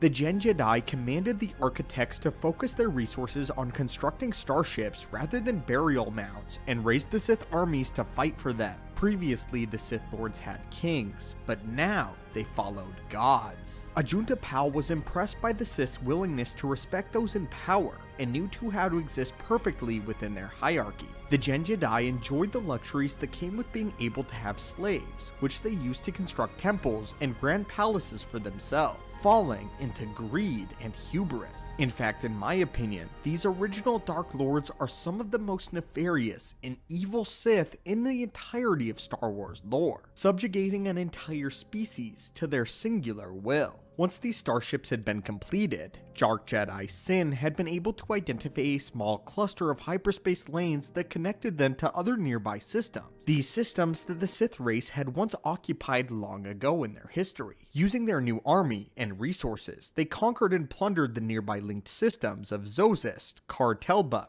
Releg, and Kreis. The world of Ziost in particular had been the throne world of the ancient Sith Empire since prehistory, according to Sin. So of course, the Gen Jedi ensured that a large palace would be erected there for them, and they would rule the fledgling Sith Empire from this location. By now, the Sith were revering Ajunta Pal and the Gen Jedi as demigods, and fully surrendered all of their knowledge and resources to the Dark Jedi. This led Ajunta Pal and Sin to bludgeoning the Sith tombs and finding many objects of power and knowledge that belonged to the old masters, some of the beings who had such a natural affinity with the dark side of the Force. All of their knowledge and secrets now belong to Pal and Sin, giving forms to the practices of Sith alchemy and sorcery. Dark Jedi Sin had developed a method to permit alchemical crossbreeding with the Sith species. Over time, the remaining Dark Jedi intermingled with the race of the Sith, until the Gen Jedi and the Sith were one, and indistinguishable from one another. This is truly the era when the Sith became a legacy and a religion,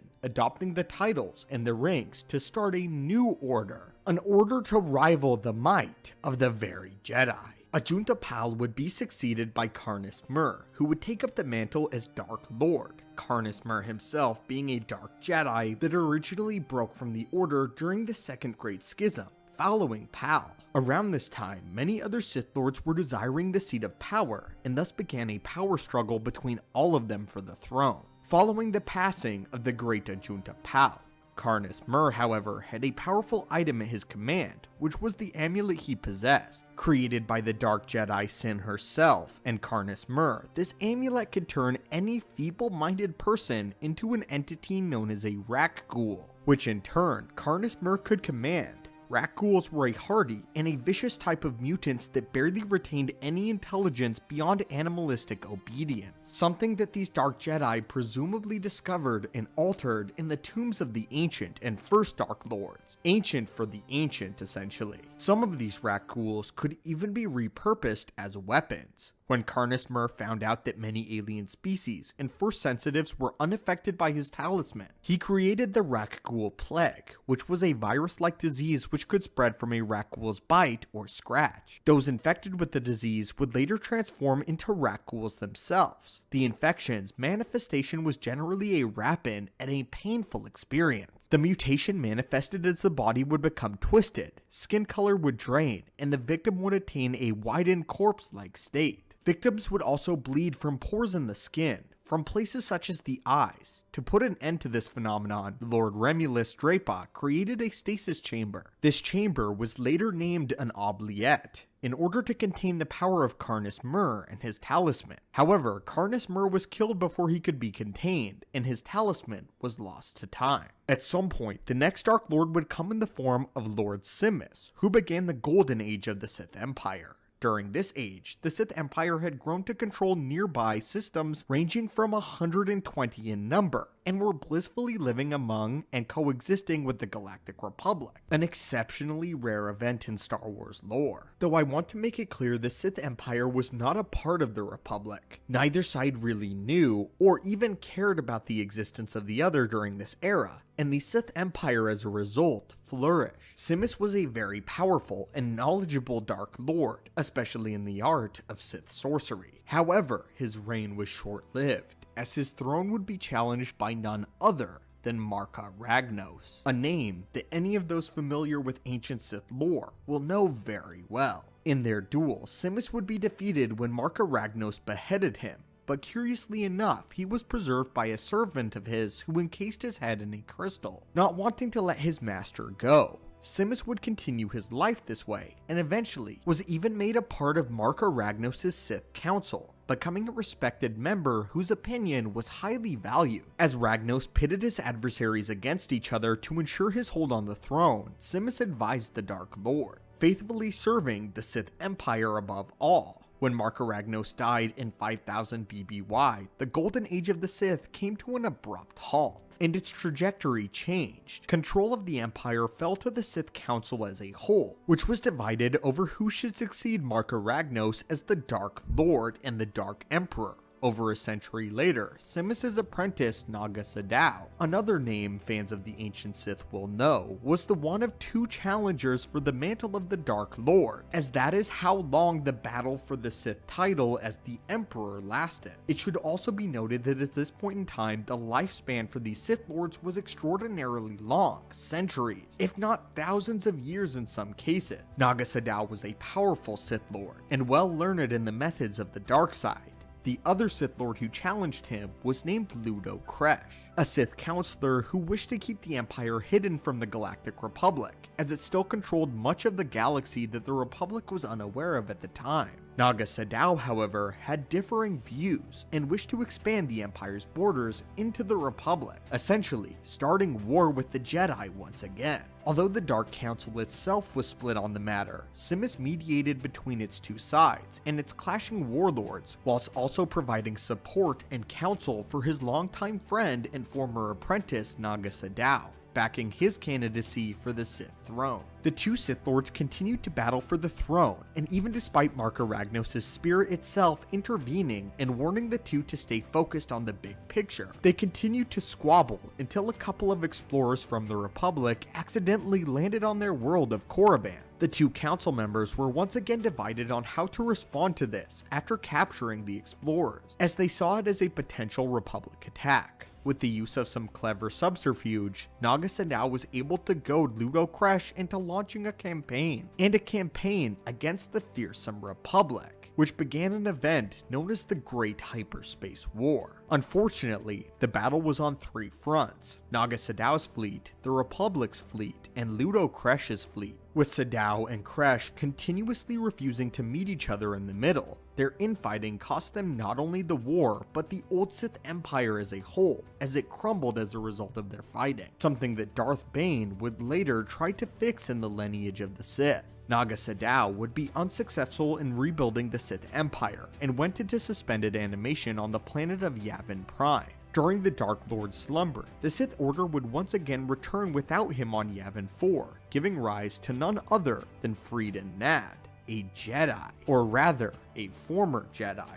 The history, philosophy, and origin of the Sith coming full circle. But this is where, friends, we will end out our journey, as that covers all of the notable Sith leaders of the old Sith Empire. So greetings, acolytes of the Force, and welcome back. Revan was one of the most complicated and interesting men that have ever existed in Star Wars lore. He was a part of the dark side as well as the light, both the galaxy's scourge and its savior. We first learned about Revan in Knights of the Old Republic, and then his story is continued in the Revan novel, and then finished in Star Wars The Old Republic campaign. During this time, Revan goes from the light to the dark, back to the light, and then both the light and the dark before the very end of his life. When Revan's death finally came, he went to rest retaining the respect of both the Jedi and Sith, possibly the only individual to ever do so. Speaking of which, what was Revan's death really like? How did Revan die, and when? We know so much about the Sith and Jedi Master's life, but we know very little about the circumstances revolving around his mysterious death.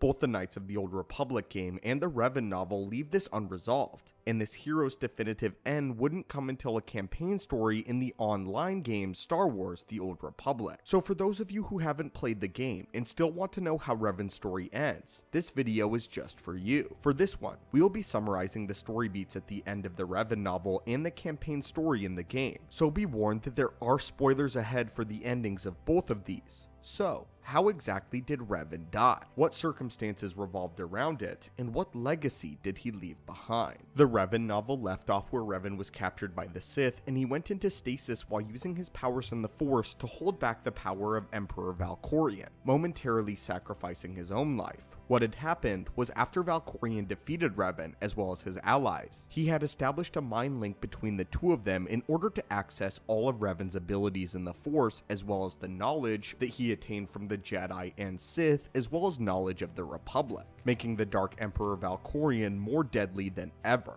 However, Revan found a way to reverse the effects of the mind link and slowed down the process of Valkorion's invasion plans as a last-ditch effort to save the galaxy itself from Darth Vitiate's reign. For the next 300 years, Revan was in stasis, keeping Valkorion from fully being able to realize his grand plan. Meanwhile, the Sith were constantly torturing Revan. They wanted to keep him alive, but make him suffer not only for how he was holding them back, but so that they could perhaps sway him into turning back to the dark side, just as Valkorion had swayed him all those years ago. Darth Revan on the side of the Sith would be an amazing tool for the Eternal Empire, becoming a dark side general of sorts. However, the Jedi Revan fought valiantly and resisted, managing to separate his consciousness from the present moment and focus entirely on the Force. Meanwhile, his mind was still being tortured constantly throughout the 3 centuries that he was in captivity, kept alive by the pain, unable to die. Eventually though, Revan would be freed from his prison by a Jedi strike team led by Master Oteg, who still remembered Revan, being one of his former teachers. After his freedom, Revan would share everything he knew about Valkorion, as well as the Eternal Empire, but took it upon himself to stop them, as he believed that it was his mission alone.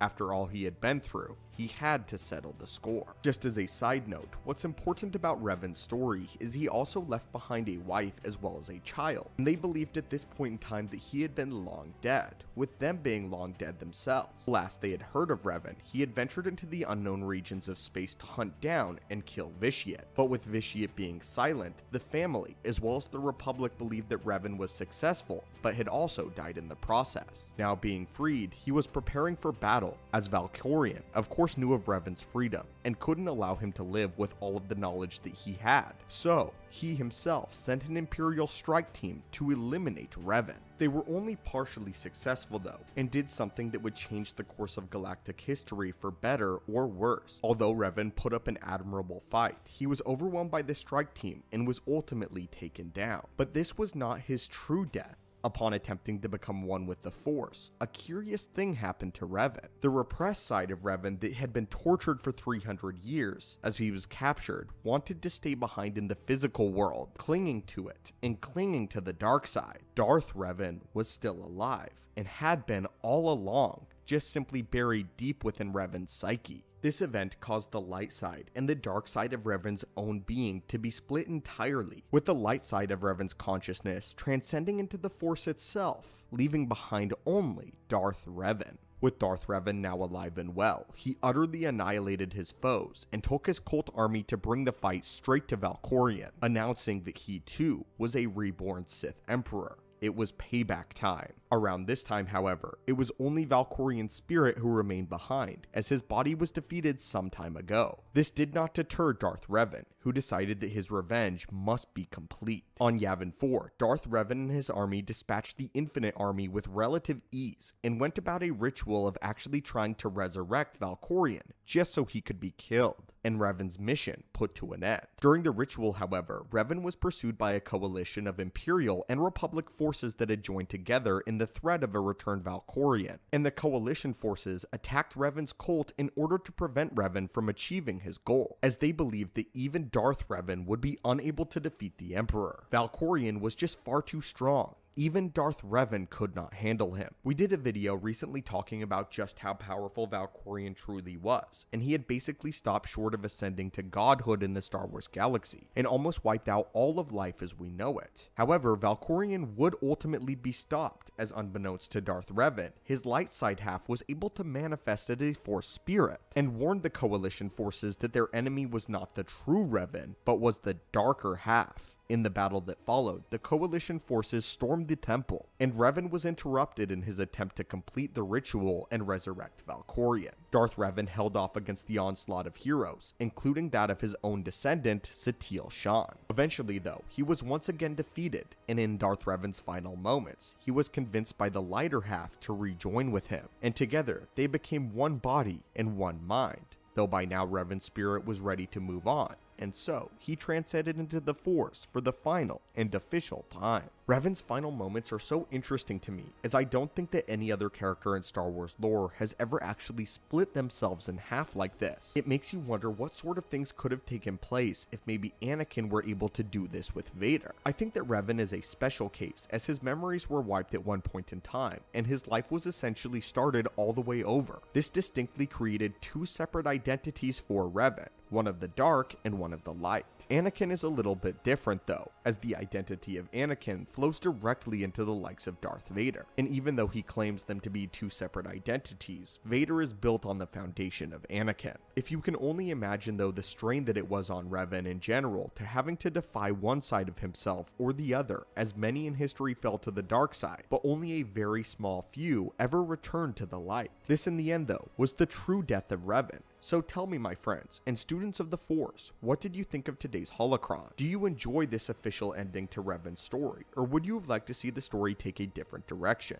Greetings, curious acolytes of the Force, and welcome back to our archives. Since we have dusted off many of our old records that date back to the early time of the Sith purebloods of Korriban, there was something else that caught the eye of our researchers. There were a couple of different species that inhabited Korriban and the rest of the Sith Empire during the time of Ajunta Pal in the First Dark Jedi, and even further beyond. Living right alongside the Sith purebloods was a race known as the Massasi. When Ajunta Pal and his followers established their rule on Korriban, they quickly went to work enslaving what they deemed to be the lesser species of the purebloods, and put them to work. Among these would be the small and feeble Grothu and the brutish Massasi. When talking about the old Sith Empire, many scholars only really seem to pay attention to the Sith themselves, and neglect to pay mention to those whose backs the Sith Empire was really built on. So, sit with us today as we do a quick dive into the overlooked species, and explain exactly what the Sith did with the ranks among them that were not Force sensitive.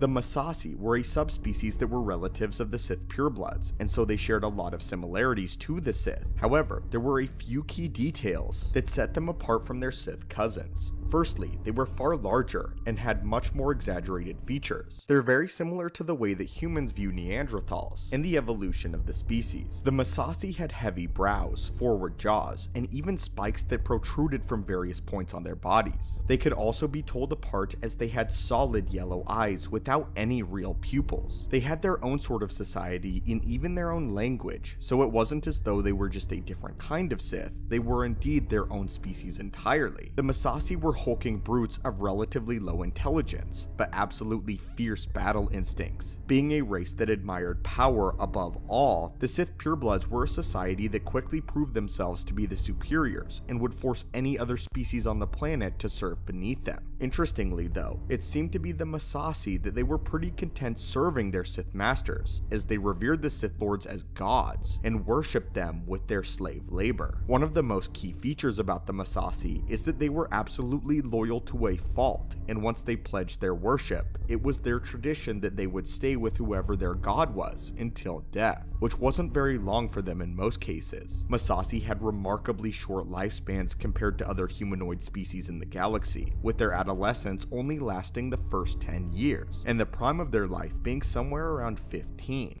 Once a Massasi had reached 25, they were middle-aged, and most of them died shortly reaching after the age of 50. The Sith Lords of Korriban filled their ranks with Massasi and created entire armies of the brutes that served their function quite efficiently. Despite being of low intelligence, Massasi excelled remarkably at carrying out complex orders and military strategies, so long as each group was assigned a handler to keep them in line. Being relatives of the Sith species, the Massasi also had a very strong affinity for the Force, and because of it, they were basically naturally bred super soldiers. They were so effective, in fact, this Sors's Sin referred to them as their greatest asset. Entire starships were crewed by Massasi during the Great Hyperspace War, and despite the Sith losing this war, the Massasi fought admirably against the Republic forces. During this war, one of the main Sith Lords that the Massasi revered as their god would be Naga Sadow, and upon his order, those that crewed the other ships of the Sith fleet turned on their Sith pureblood leaders and murdered them in the name of Sadow, taking over their ships and pledging them to the Sith Emperor. Long after his exile, Naga Sadow took a great many Massasi warriors with him to the world of Yavin 4, where Sadow actually began to use Sith alchemy to mutate and alter them. They became deranged and disturbed monsters, growing in size and bulk as well as sporting a few new fin-like growths on their heads and backs. This also turned what intelligence they had down even further, until they were basically mindless brutes and servants. After Naga Sadow's death, the Massasi on Yavin 4 devolved into being a primitive hunter-warrior type society until the coming of the great Exar Kun.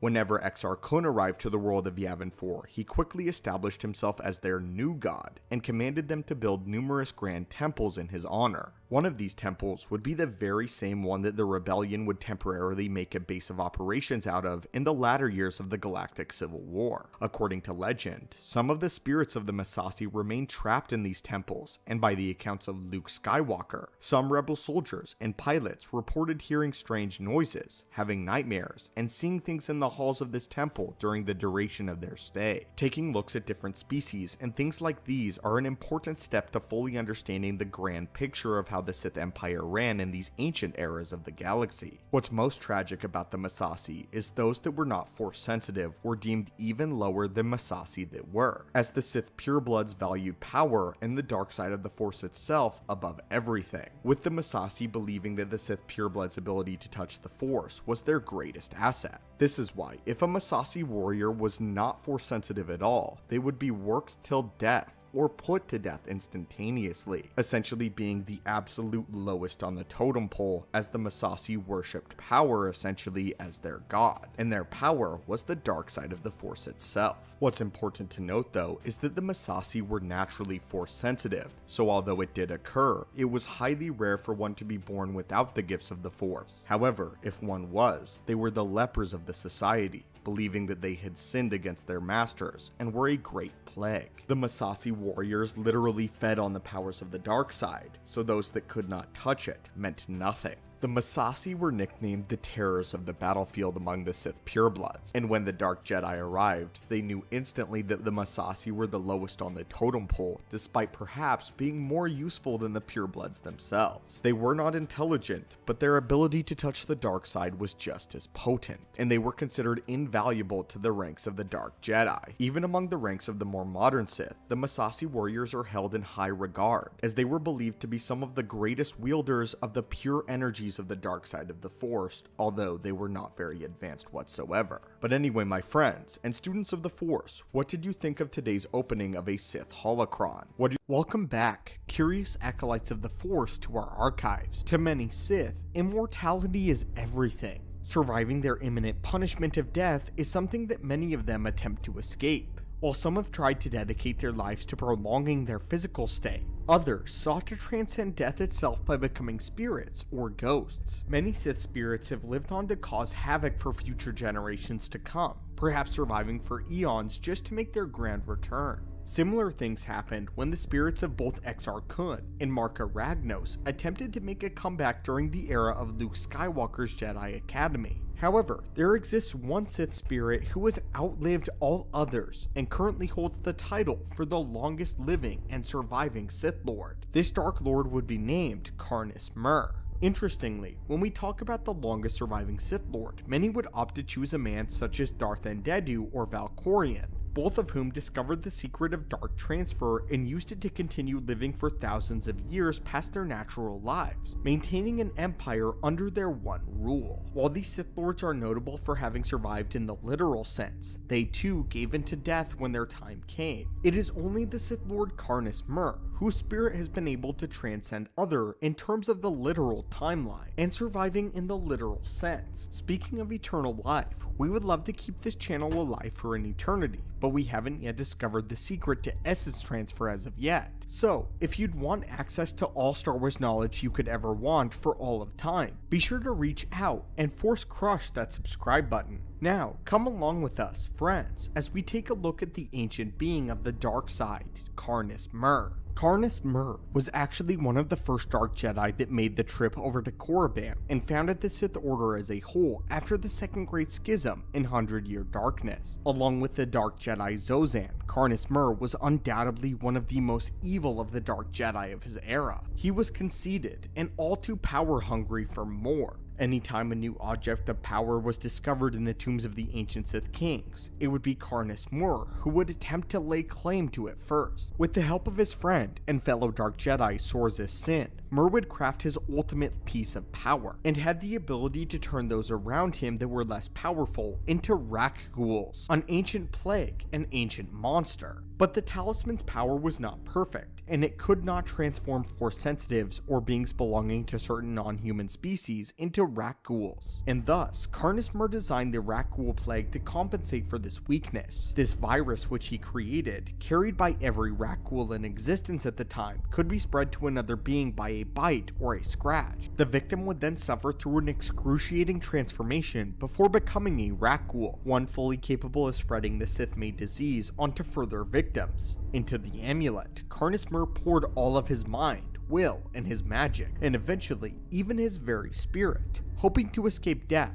and prolonging his life, which of course he ultimately succeeded in. But after this emerged a rival. Remulus Drapa, one of the other Dark Jedi, attempted to destroy Carnis Murr as they were rivals, and Drapa wished to climb into the ranks as all Sith ultimately do. Drapa would be successful in capturing Carnis Murr and keeping him imprisoned in a stasis pod. However, the one thing that did escape was his talisman, as Carnis Murr had designed. Even though his body was in a death-like state, his mind and spirit was presumed to be active within the talisman. The Sith Lord was thus able to continue with his schemes long after his death, with the talisman acting as his gateway into the world of the living, even though his body had passed on. His ultimate plan was to find a strong Force-sensitive individual and trick them into wearing the talisman, which would then allow the spirit of Carnis Murr to possess the being and access their own Force abilities and continue his campaign. This plan, though, would take quite a bit of time, and by a bit, I mean just a little over 3,000 years. During the time just before the Mandalorian Wars, several Jedi would begin having terrifying visions of Carnis Murr's return, including a young Jedi by the name of Celeste Moore. Around this time, Carnis Murr had possessed a Jedi Padawan with his amulet, and Celeste Moore managed to save the Padawan by taking the talisman from his grip. The spirit of Carnis Murr then slowly began working on Celeste, bringing her further into the clutches of the dark side, as he plans to push her body to a temporary host while he spread his Rakghoul plague across the galaxy yet again. The Jedi, though, in a desperate effort, then devised a plan daring enough that managed to retrieve the stasis casket that had once held Carnis Murr's very body. Celeste then decided to sacrifice herself to forever imprison the spirit of Carnis Murr away from the galaxy itself by entering the stasis casket and being buried away with it for all eternity. But this would not be the end, as of course, all eternity would only last about another 4,000 years. 4,000 years later, Celeste would be uncovered by the Empire and Darth Vader personally. Celeste would be quite shaken by her long slumber and attempting to imprison the spirit of Carnis, and after questioning Lord Vader, she would find out from an Imperial scientist that the Jedi were no more, and the Empire was now in charge of the galaxy. She quickly deduced that Vader would be a Sith Lord and began to attack him.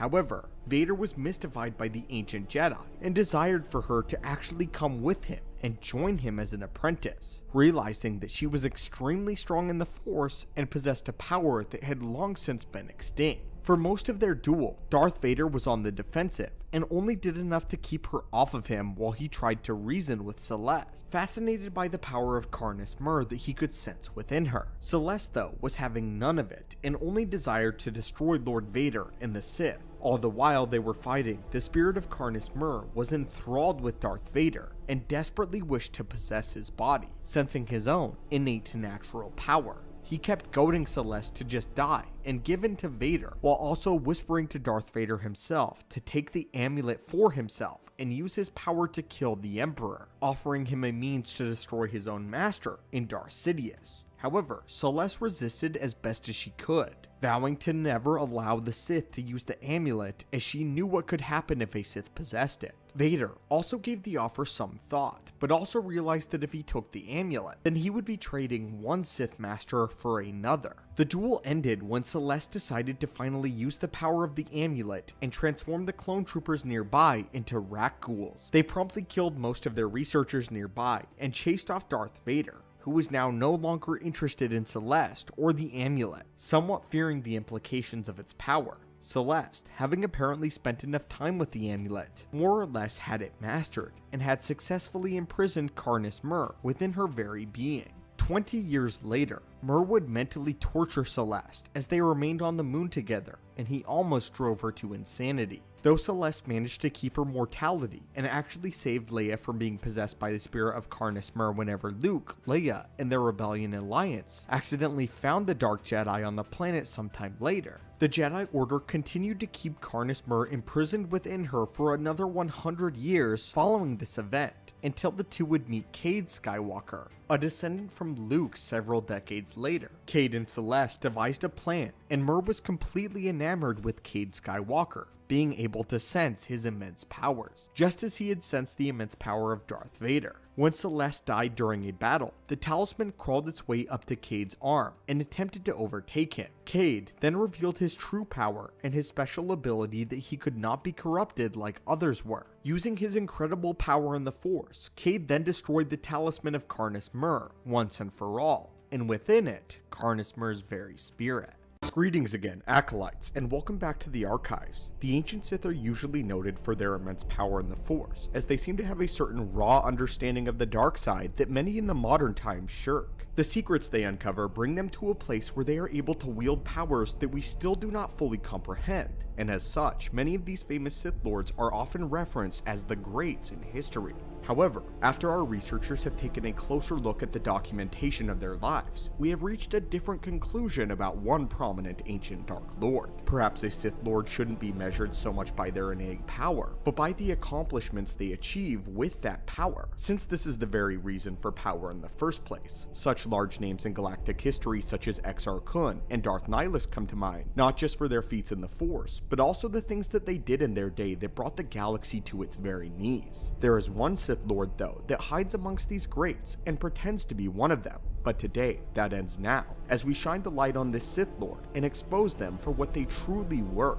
The man we speak of is none other than Naga Sadow. That name is usually referenced when speaking of great Sith sorcerers of the ancient era. However, we are here today to put him on trial and prove that while his power may have been great on the surface, Naga Sadow is unequivocally one of the most embarrassing Sith Lords to have ever lived. A bold claim, but hopefully we can convince you. So, come with us today and let us open up his holocron and scrutinize what history he has told to us and learn from his very fatal mistake. As a brief recap, Naga Sadow was the Dark Lord of the Sith that became the leader of the Sith Empire, succeeding Marka Ragnos during the Golden Age of the Sith.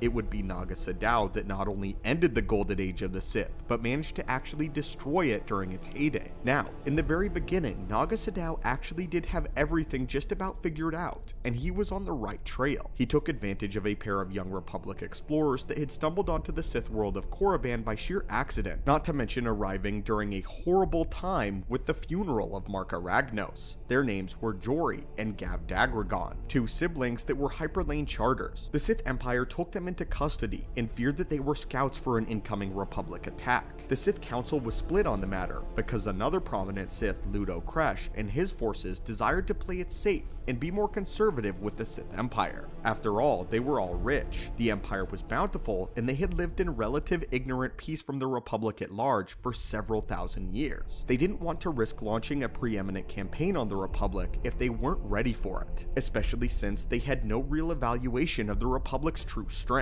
On the other hand, you had Naga Sadow, who insisted that they needed to continue to expand lest the Sith Empire grow fat and stagnant. He knew very well that these young explorers were here by pure accident, but instead, he manipulated the Sith Council into believing that this was a preeminent attack by the Republic. In a genius stroke of misdirection and guile, Sadow took the Republic blaster weapons from Daragon's ship and staged a prison break with his own men, using their weapons to burst out Jory and Gav, being sure to leave evidence behind to frame it as a Republic assault. This launched the Sith Council into a frenzy, where Sadow's message was now being taken very seriously, and he was made Dark Lord and Emperor immediately, and given full control over the Sith Empire, which was of course his plan. Meanwhile, he stashed Gav somewhere and trained him in the ways of Sith sorcery after learning of his Force sensitivity, and let Jory just leave the planet. Reason being, he had put a tracker on her ship that would serve as a beacon for his forces to rally when the attack was to happen. All of this in his holocron is actually painting Sadow as a brilliant strategist. Sadow then had an immense force rallied to his side, and Sadow was now seemingly unstoppable. He remained in his meditation sphere and decided to aid his forces by using Sith magic to create illusions so that it would appear that their forces was much larger than it really was. Naga Sadow was primed to be one of the most fearsome Sith emperors in all of the lore, and all of this may sound like he had everything perfectly planned out, but here's where everything goes wrong, and Sadow begins making ludicrous mistakes. Mistakes that the Sith will suffer from for their entirety.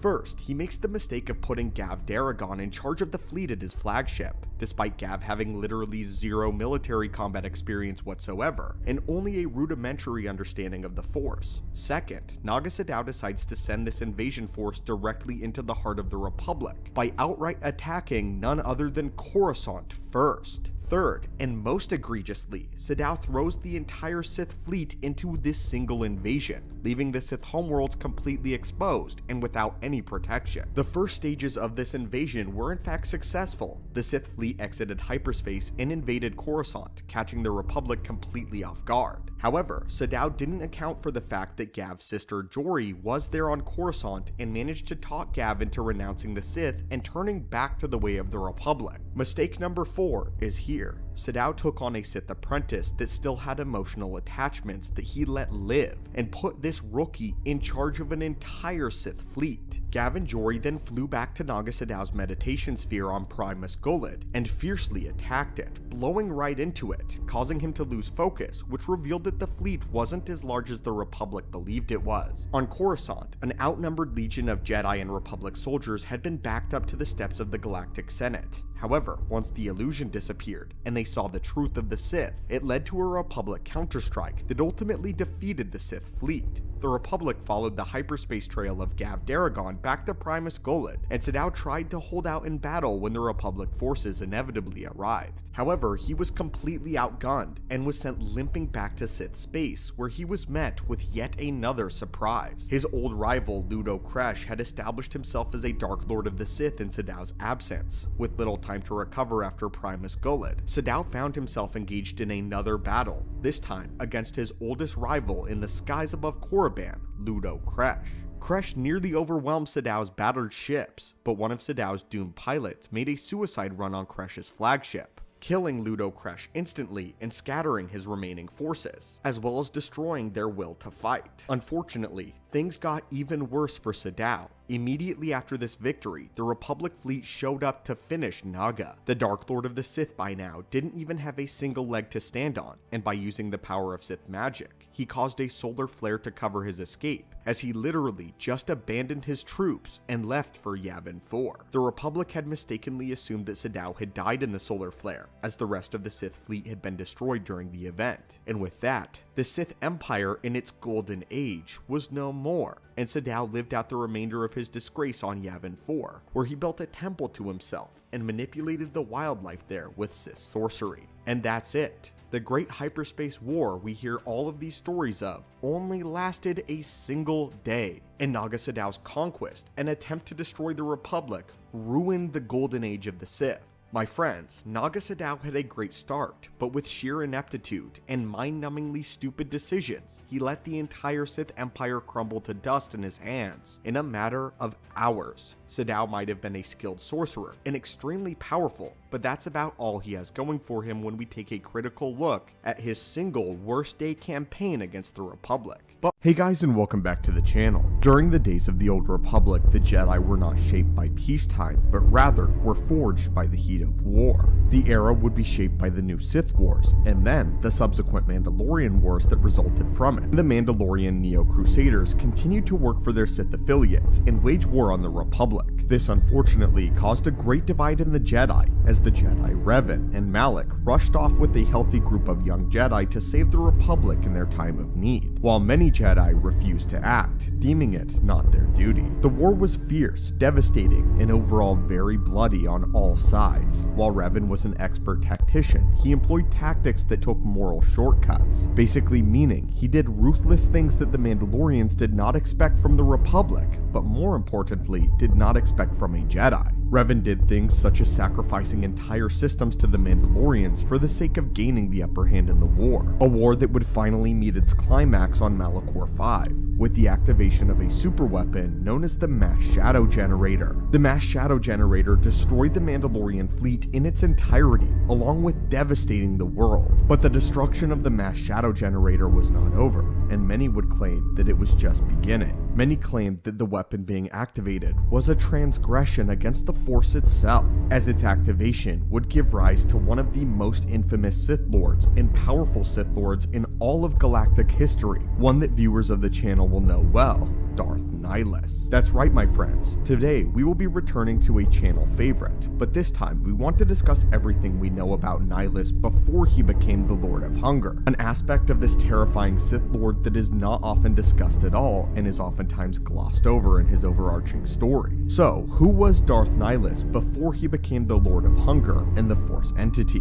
Nihilus's origins are largely shrouded in mystery. We don't even know his real name. However, this is all very important, as it plays a significant role in how Nihilus conducted himself as a Sith Lord, and why he cared nothing for the Sith at all. So grab a data card and get to your terminal, because it is time for us to find out who truly was Darth Nihilus. The only thing we know about Nihilus is that in the wake of the destruction of Malachor 5, the Sith lost everything. He had a wife and children, many friends, and associates by the sound of it, as apparently he was well liked. By all accounts, it appears as if Nihilus was simply a Sith by circumstance. However, when the Mass Shadow Generator was activated, all of that was completely wiped out. For those of you that are wondering what the Mass Shadow Generator did, here it is. A Mass Shadow shadow was a hyperspace signature of a large celestial body. Mass shadows occurred naturally, caused by gravity wells of large celestial bodies such as planets, stars, or gas giants. They could also be caused by smaller bodies such as comets. Mass shadows could prevent hyperspace jumps and could pull a ship out of hyperspace entirely, should the ship ever venture too close to it. Because of their nature, mass shadows could threaten a ship with collision. Navigation computers and astromech droids were programmed to calculate routes in hyperspace that deliberately avoided such a phenomenon. What the mass shadow generator effectively did was artificially create these mass shadows. This caused massive gravity fluxes to occur, which pulled all of the Mandalorian ships to the surface of Malachor 5, and it absolutely devastated both the Mandalorian fleet as well as the planet, as thousands of ships crashed on it simultaneously. Nearly all life on the planet was destroyed, and as a result of this, and the death of the planet essentially, a wound in the Force was created. After the devastation, there were actually survivors, but there were very, very few in number. One of the survivors, though, would soon become known as Darth Nihilus. We believe the most important thing to Nihilus's character above everything else was that he was just a man before this event. Just an average citizen of the Republic who was perhaps Force sensitive. He was just like anyone else. He had a big family and friends, and although he was aligned with the Sith, Darth Nihilus was nothing special, and he liked it that way. Admittedly, before he became an entity, he did crave things greater in life such as power and influence. However, he did enjoy the benefits of just being a simple man. When this was all ripped away from him, he was left with nothing but the smoking husk of his home planet, with no one but the Jedi to blame. The issue with Nihilus is that his rage was justified, and it was the fault of a Jedi that the devastation had happened to his home world. As Nihilus sat amongst the ash of his world, clothes torn, smoke filling his lungs, he was a broken man. But perhaps now he was more than a man. At the time, he did not know. The planet had lost all of its life, and so too did Darth Nihilus. Just like the planet, Nihilus was a husk, empty, lifeless, and crumbling. The friends and family that he once called his heart home were no more, all dead. Could he have done anything to stop it though? Could Nihilus have stopped the Jedi? If he had been powerful enough, maybe he could have stopped the Jedi and put an end to their warmongering terror and their super weapon that they were so proud of. The pain and rage he felt in that moment became a blazing fire that eclipsed the hatred of all Sith that had come before him. In this moment of brokenness, this man changed. The dark side called to him as he felt his immense pain. The wound in the Force that was created on Malachor 5 was not even as devastating as the wound created in this man's very soul. As such, the Force literally manifested itself into Nihilus's very being, and the wound settled inside of him. Was it the smoke of the dying planet that filled his lungs? No, it was the harsh reality of death that accompanied the dark side that was now flooding into his very soul. Looking around at the devastation, there was nothing but death and terror. Is this perhaps what everything was leading to? All this life's work, treasures, family. He had been told his whole life that these were the only things a man should ever want. A happy home, a loving wife, giggling children. He had achieved it all, and yet he had always wanted more. But now that was all gone, ripped from him in an instant, and he was powerless to stop it. What good were all of these things in life if they were all just meant to die? But he wasn't powerless anymore. Another man found Nihilus, another survivor of the devastation, calling out to Nihilus, not knowing what he now was, seeking shelter. The man pleads for help through choking coughs. This man is weak, dying like the rest of them. This is when the hunger is born. The wound within Nihilus is ravenous, and the Sith reaches out. The dark side calls to him, but now he too calls to it. Nihilus begins drawing the very breath from the weak man's dying chest, and as he does, Nihilus can breathe again. This feeling of drawing the very life of another being is very unpleasant. This man's suffering just adds on top of everything else. However, for Nihilus, for just a moment, the pain is gone and he can breathe.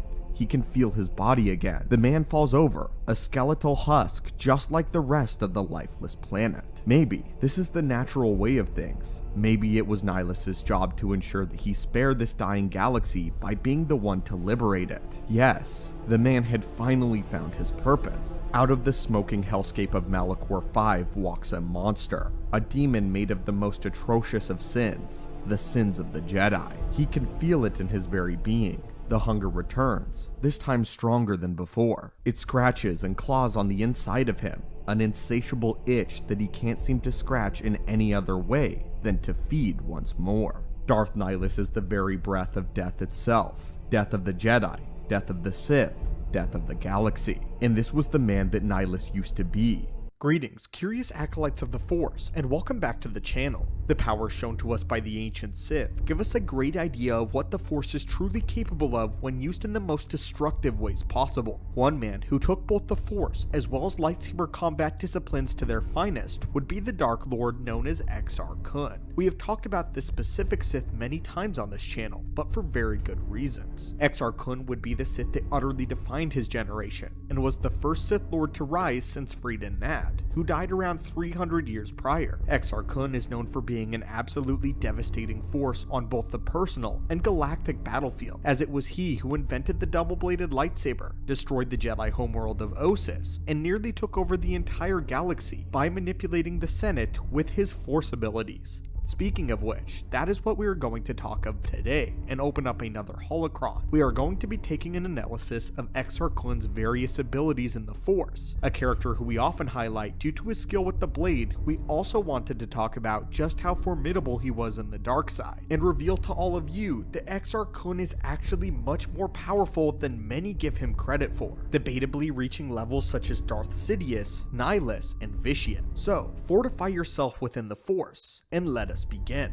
Exar Kun started out as a Jedi prodigy with a promising career ahead of him. He showed incredible promise and quickly proved to be the best that the Jedi Order had to offer. However, much like many Sith before him, Exar found a treasure of Sith knowledge which pushed him to pursue true power by invoking the tutelage of the Sith ghost Freedon Nad on the planet of Yavin 4. Here, Exar Kun learned a great many powers in the dark side and even dabbled in Sith sorcery. One of the abilities that Exar Kun utilized a lot was his power of Force Rage. Force Rage derives from one focusing entirely on their own memories of suffering and feelings of hatred in order to harness the dark side into their very physical being. This caused a sharp increase to those that felt this strength, including augmenting their own physical strength, speed, agility, endurance, stamina, as well as most importantly, their ferocity. Many might recognize this is very close to the power of Force Valor, which is an ability similar in nature. Though the abilities have similar functions though, Force Valor can be used by either light or dark side wielders, and Force Rage is typically a lot more potent. Not to mention that if a Jedi used Force Rage, then they'd be completely cut off from the light side while doing so. Exar Kun was known to enter Force-induced rages to quickly overwhelm his opponents with his insane power and skill with the blade. Once he was on a rampage, it was very difficult and nigh impossible to ever stop him. Only the experienced master, Vodo Siask Boss, ever managed to stop him whenever he entered this fury state. The cost of this power was that it typically left the user temporarily weakened after the effects wore off,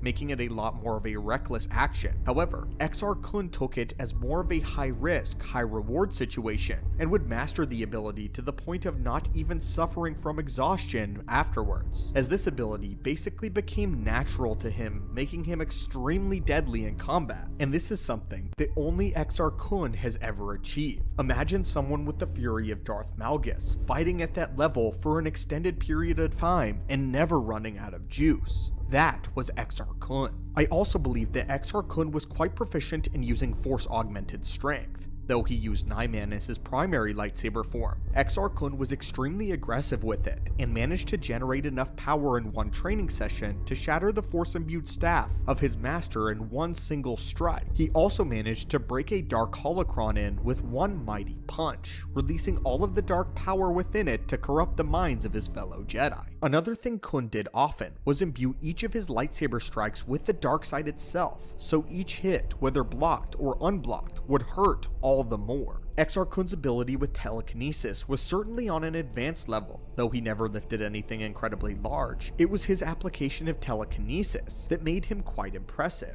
He was one of the few that could conjure force whirlwinds that created storms which buffeted opponents with all kinds of debris. His telekinesis could puncture the force shields of other Jedi, such as the time that he simply snapped a holocron out of the hand of a Jedi Master with the Force. One of the things that shows me great strength personally was when he used the Force to actually destroy destroy the internal organs of one of his foes. We have seen other Sith use this drastic ability before, one of these being Darth Nihilus, who did something similar. This ability is known as Force Rend, which is the act of taking control of someone else's body using telekinesis, and completely dislodging their limbs, joints, or organs. Pretty brutal stuff. This highlighted the more depraved applications of the dark side, applications where Exar shined. Beyond even this though, he could unleash blasts of force energy that was effective enough to kill the Sith worm, and even destroy the spirit of Freed and Nad. We also mentioned prior that Exar Kun delved into Sith sorcery, and now we will discuss one of his greatest powers. Exar Kun became so adept at wielding magic that even incredibly powerful force abilities did not faze him in the slightest. Exar Kun could see through force illusions, and he managed to resist the Force Sever technique and even knew how to use dark healing in order to drain the life from an opponent to heal his own injuries and supply his own power. One of the most grandiose applications of Sith magic on behalf of Exar Kun was when he employed the most powerful technique that all of magic in Star Wars has to offer, that being the Kezoi Kia Tu Ska, which roughly translate to suppress thought in basic, and it is the Sith spell that is essentially a far more powerful version of mind control that can grip several people at once. Exar Kun excellently pulled this off on the Galactic Senate, taking full control of the Supreme Chancellor and the entire Senate surrounding him in the meeting. And he had the Chancellor preach Sith doctrine to the whole Senate, which were all frozen by his single command. At the end of it, the Chancellor was so overwhelmed by the process that he was killed instantly when the spell ceased. He also would use mind domination on a good bit of Jedi, which helped turn them to the dark side and buff out his ranks. His involvement with Sith magic extended to the point where he managed to become a Sith spirit and would haunt the temple on Yavin 4, returning many thousands of years later to torment Luke Skywalker and his Jedi Praxium. Luke would later go on to say that conquering the spirit of Exar Kun was one of the roughest battles that he ever faced, and that he considered it to be among his best victories. During that time, the spirit of Kun managed to actually pull Luke's own spirit out of his body for a time, and even possess some of the Jedi of his academy. Beyond Sith sorcery though, Exar Kun also learned the vile ways of Sith alchemy, and managed to recreate the process of breeding Terrentatex, which were hideous darkside monsters that fed on the blood of Force sensitives. It is safe to say that Exar Kun was an absolute beast of a Force wielder, and not one that any would like to cross anytime soon. From our assessment of his powers, we can reasonably put Exar Kun up there with the greatest, again, such as Sidious and Bane, and I would say that Exar Kun easily outclasses even Naga Sadow, just based off of his combat prowess and success rate. But what Greetings my friends, and welcome back to the channel. Just recently we talked about the exotic weapon specialists of the Jedi Order, Force sensitives who decided to forego their Order's signature weapon of the lightsaber in favor of a strange and more uncommon one, or perhaps even none at all. In that video, we promised to do one similar for the Sith. Well, here it is. Many of the ancient Sith actually did have a reputation for not using lightsabers, with some opting to go for a cursed, dark side imbued blade instead. The one that comes to mind immediately is the poison blade of Naga Sadow, wielded by the Sith Lord during the Old Republic and the Old Sith Wars. Of course, this was a time before lightsabers were prevalent amongst the Sith Lords and their entire order. Although some used lightsabers, it was actually quite common for many of them to opt for the magical artifact of a sword to use against their enemies. Following this though, lightsabers soon became the standard issue, and the choice to use anything different eventually fell out of fashion, as most Sith adopted the blade for themselves. Though, many millennia later, Darth Sidious would start claiming that the Sith had grown beyond lightsabers, and that he himself merely used one to mock the Jedi because he had become too powerful to need one. However, I will leave the legitimacy of this claim up to you all. What we want to focus on for this video is the types of weapons that the ancient Sith used, as well as the weapons used by the Sith pureblood, and discuss weapons that they used that were not in fact lightsabers. Much of our information comes from the Book of the Sith, where one of the original 12 Dark Jedi, named Sorza Sin, talks about the Sith species and documents a good portion of the weapons that they used. Starting our list, we have the humble but ever versatile and ridiculously perseverant Force-imbued sword. Metal swords have been around since the pre-hyperspace era in Star Wars and have continued on since. The ancient Jedi were some of the first to construct metal blades and imbue them with the Force through a process known as alchemy. However, they weren't the only ones to have done this. Across the galaxy, the Sith purebloods were also perfecting this very same art, creating swords that were imbued with the very dark side itself. Force-imbued blades, especially these ones, were incredibly strong and quite heavy, often requiring the user to wield them with 2 hands. Sith swords were durable enough to deflect plasma bolts, and even break lightsaber blades. Honestly, you have to respect the perseverance of a good Force-imbued metal sword, as they were employed to great effect far after the predicted expiration date and the debut of lightsabers. Sith were using metal swords well into the days of the old Sith War, when others had already moved on to the bladed plasma weapons in the age of the blasters and the starships. Warriors like Naga Sadow were charging into the front lines of great hyperspace battles with their trusty metal swords at their sides. Even on into the future, they were still sects of Force users who decided to use vibro weapons instead of lightsabers to this very day. Next were the Sith war swords, which were different. These weapons were double-sided pole arms. A long shaft was tipped with 2 curving blades on each end. It is said by sources Sin that these blades required great skill to wield and were not issued to regular Sith foot soldiers. One of these swords was actually the weapon that Ajunta Pal, the leader of the Dark Jedi, would use to decapitate Hakagrom Grosh, who was a Sith king, when he took charge. And of course, there was the trusty assassin's dagger, the Shakar. These nasty blades were easily concealable and were used to stab someone and then quickly twist the handle to snap it off. This left the blade inside their victim to fester, and if you hadn't already guessed, yes, this and many of the Sith blades were dipped in poisons of the finest makings, created again through Sith alchemy. The Sith also forged some truly unsightly ranged weapons such as the Lan Vorak, which was a wrist-mounted armor piece and when slug, would release a spray of whirling razor discs. These were some of the few ranged weapons optioned to the Sith species, and one of the few that they would employ on ground assaults. Darth Sidious commented that these weapons were messy and imprecise, but that they were a weapon of indiscriminate terror, which is something that he admired about them. What he probably meant by this is that these weapons were as much of a danger to the user's allies as they were to their enemies. It wasn't as though you could aim with the Tanvarak. It was simply a wrist-mounted sling for all intents and purposes, and was a weapon of pure terror and rage. It would just unleash a volley of razors in the trajectory that you swung. If your allies were nearby, then so be it. Then that was the unfortunate turn of events for your friends. Another range option was the Larang, which looked like a sword that had been bent in the blade to resemble and act like a boomerang. When it was thrown, it would slice through many enemies before returning to a Sith Lord's hand. Unless, of course, it was already buried within an enemy's skull. Like the Jedi weapon specialist who used light whips, a few Sith in history have used such similar weapons. However, there was a distinct type of whip that they preferred over the Jedi. This was known as the shock whip, and it was made of a metal grip which extended metal wires roughly 4 meters in length, thickly woven into a single strand. When activated via a control on the hand grip, the internal power cell would send an intense electrical charge through the whip. Wielders were known to wrap their foes in this metal wire before activating the electric charge, with the charge strong enough to kill a being with the slightest tinge. Darth Malek was a Sith Lord who served in Darth Krayt's army many years after the Battle of Yavin and the death of Luke. He actually employed a shock whip in conjunction with his own lightsaber, making a devastating combination. True to the Sith's nature, it isn't enough for them to simply have an effective weapon. Whatever their choice, it has to be brutal, devastating, and cause as much harm and suffering as possible. But Coruscant has been the home of the Jedi Order for generations of time.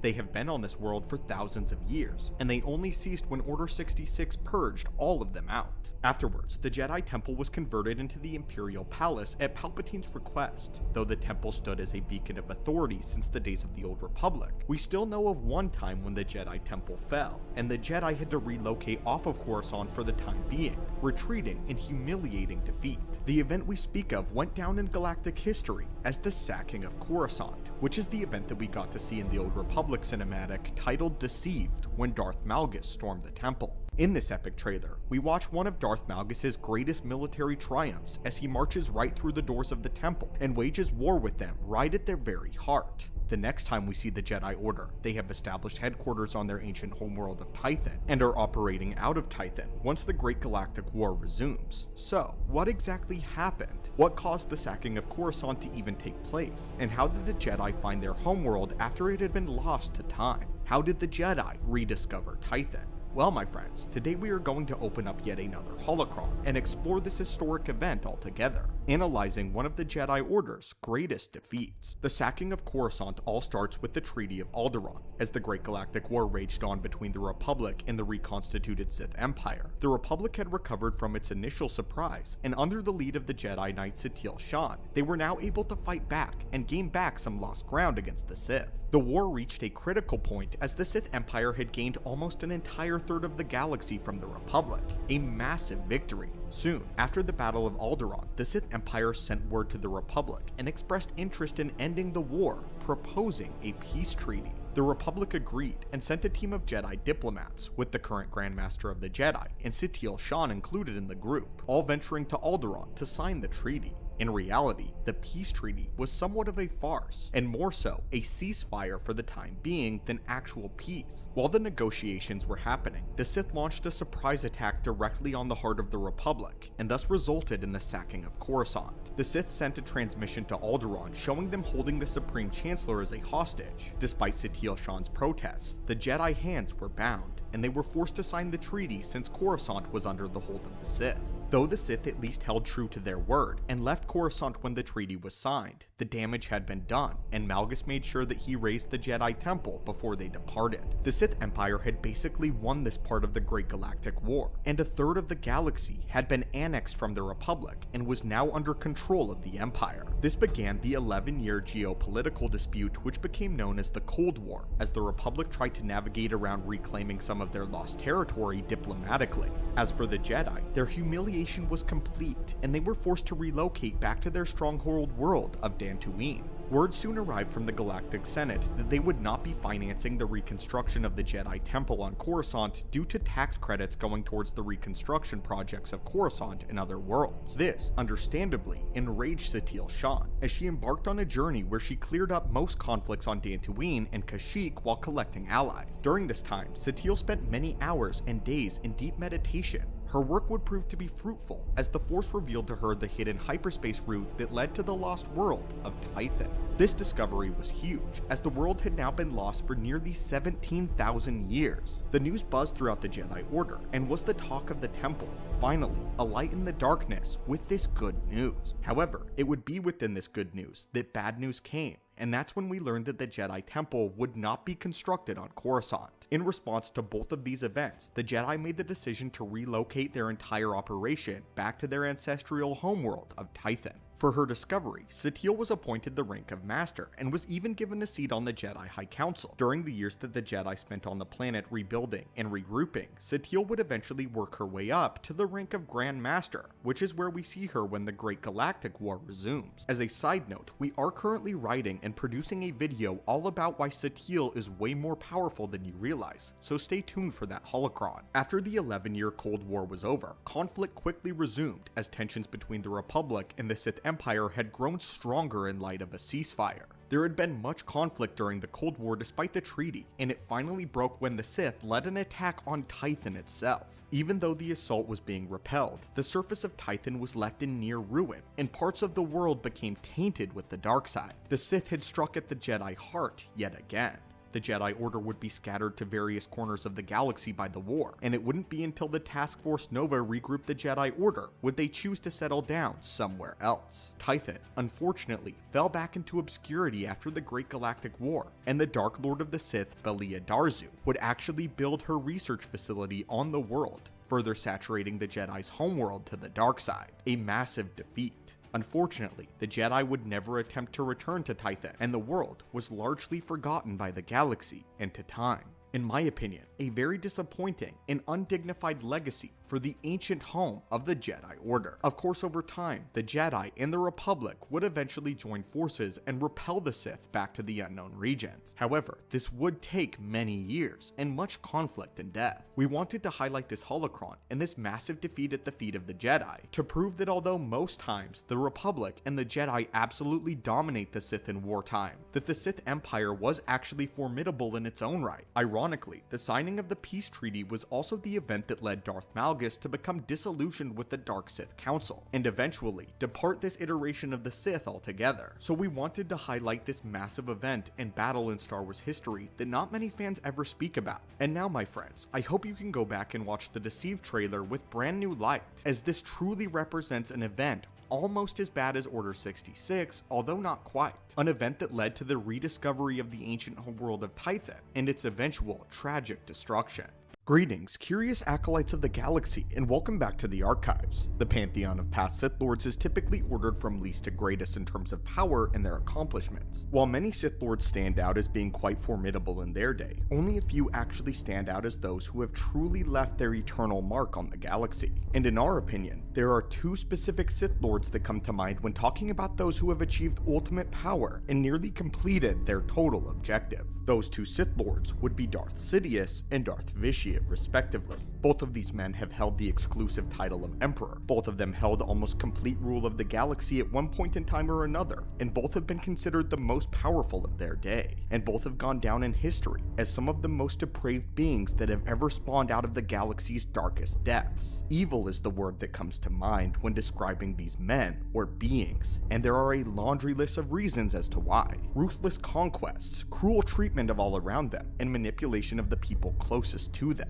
Both of these monsters have accomplished the task and goal of manipulating the heroes of their day into merciless Sith and killers, with Sidious corrupting Anakin Skywalker, the Chosen One, and Vitiate doing the same to Revan. But despite their similarities, they are not as equal as they seem. One of these monsters is far more wicked than the other, and in this archive entry, we are going to open up a few holocrons, Jedi and Sith alike, and explain why Darth Vitiate is by far the most vile emperor between the two. The whole crux of this decision comes down to one thing: the individual reasons why they wanted to rule the galaxy in the first place. Their ultimate goal. Sheev Palpatine from childhood had always held the idea that those who are stronger and smarter than most other people should have the right to rule, because it was up to the superiors to lead the rest of the galaxy to greatness. The very thing that made young Sheev Palpatine rebel from his father, Kasinga Palpatine, was because he thought of his father as weak. Sheev knew that House Palpatine had the potential to be the most powerful and influential family on all of Naboo.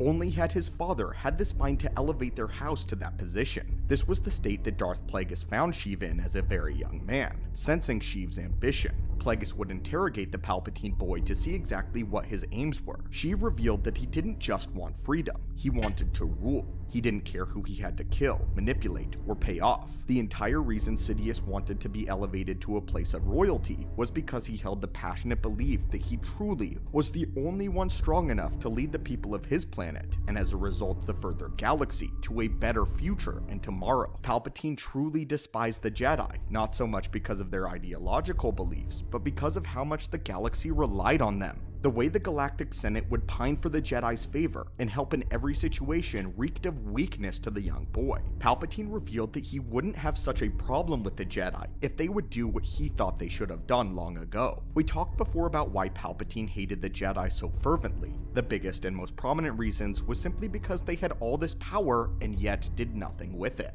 A single Jedi could rule an entire planet as a god, and they chose not to, which confused and disgusted Sheev. Palpatine knew how strong he was in the Force, and wanted to use that power to bring the galaxy into a place of security and total prosperity. When Sidious's galactic empire was instated, there were many citizens who lived in poverty, to be sure. However, if one were to walk close to the Emperor and in the right circles, meaning if you were truly what one would call a citizen of the Empire, then you had privileges and you lived a very good life. These loyal to the Emperor were rewarded with stable housing and many opportunities as well as good income. Comparing this to now Darth Vitiate, who after establishing the Eternal Empire, left the Sith completely and desired to elevate himself, not the Sith, to the position of a god by attempting to literally destroy everything else. Starting at the beginning, Tenebrae, who would become Sidious, was practically born malevolent and evil. As a 6-year-old, he killed his father through the Force and tortured his mother for months on end before enslaving his entire home planet. When he was just 10 years old, he managed to cut off a Sith Lord from the Force and would regularly torture and kill his subjects to feed upon their suffering. Many years later, the ritual he performed to acquire all of his monstrous amounts of Force energy not only killed 8,000 members of his fellow Sith, but left his homeworld of Nathema, a gray husk completely devoid of the Force itself. All Force sensitives who visited this place would soon feel themselves growing insane from being in this place for too long, and in this place completely void of all color and life. Lord Scourge, a very powerful and faithful Sith, upon visiting Nathema, called it a true abomination, and afterwards changed his loyalty from the Emperor. Vitiate had the idea of doing the exact same thing, only this time to the entire galaxy, steadily growing his power until he reached godhood and destroyed the galaxy as we know it, and then moving on to the rest of the universe, the unknown. Yes, Sidious too was a madman just like Vitiate, but even he held back on cases such as this. Remember, it was Darth Sidious who had to keep Vader from killing so many of their people. It was Darth Sidious who said the words, "I do not wish to rule over a galaxy of the dead." But from what we have gathered, that was exactly what Darth Vitiate desired. When it comes to their individual acts of evil, they both prove to be right alongside each other. Both the Eternal Empire and the Galactic Empire are responsible for horrendous deeds and the deaths of billions. However, I think the separation between the two comes down to their ultimate endgame. Palpatine had planned to simply rule the galaxy forever by any means necessary.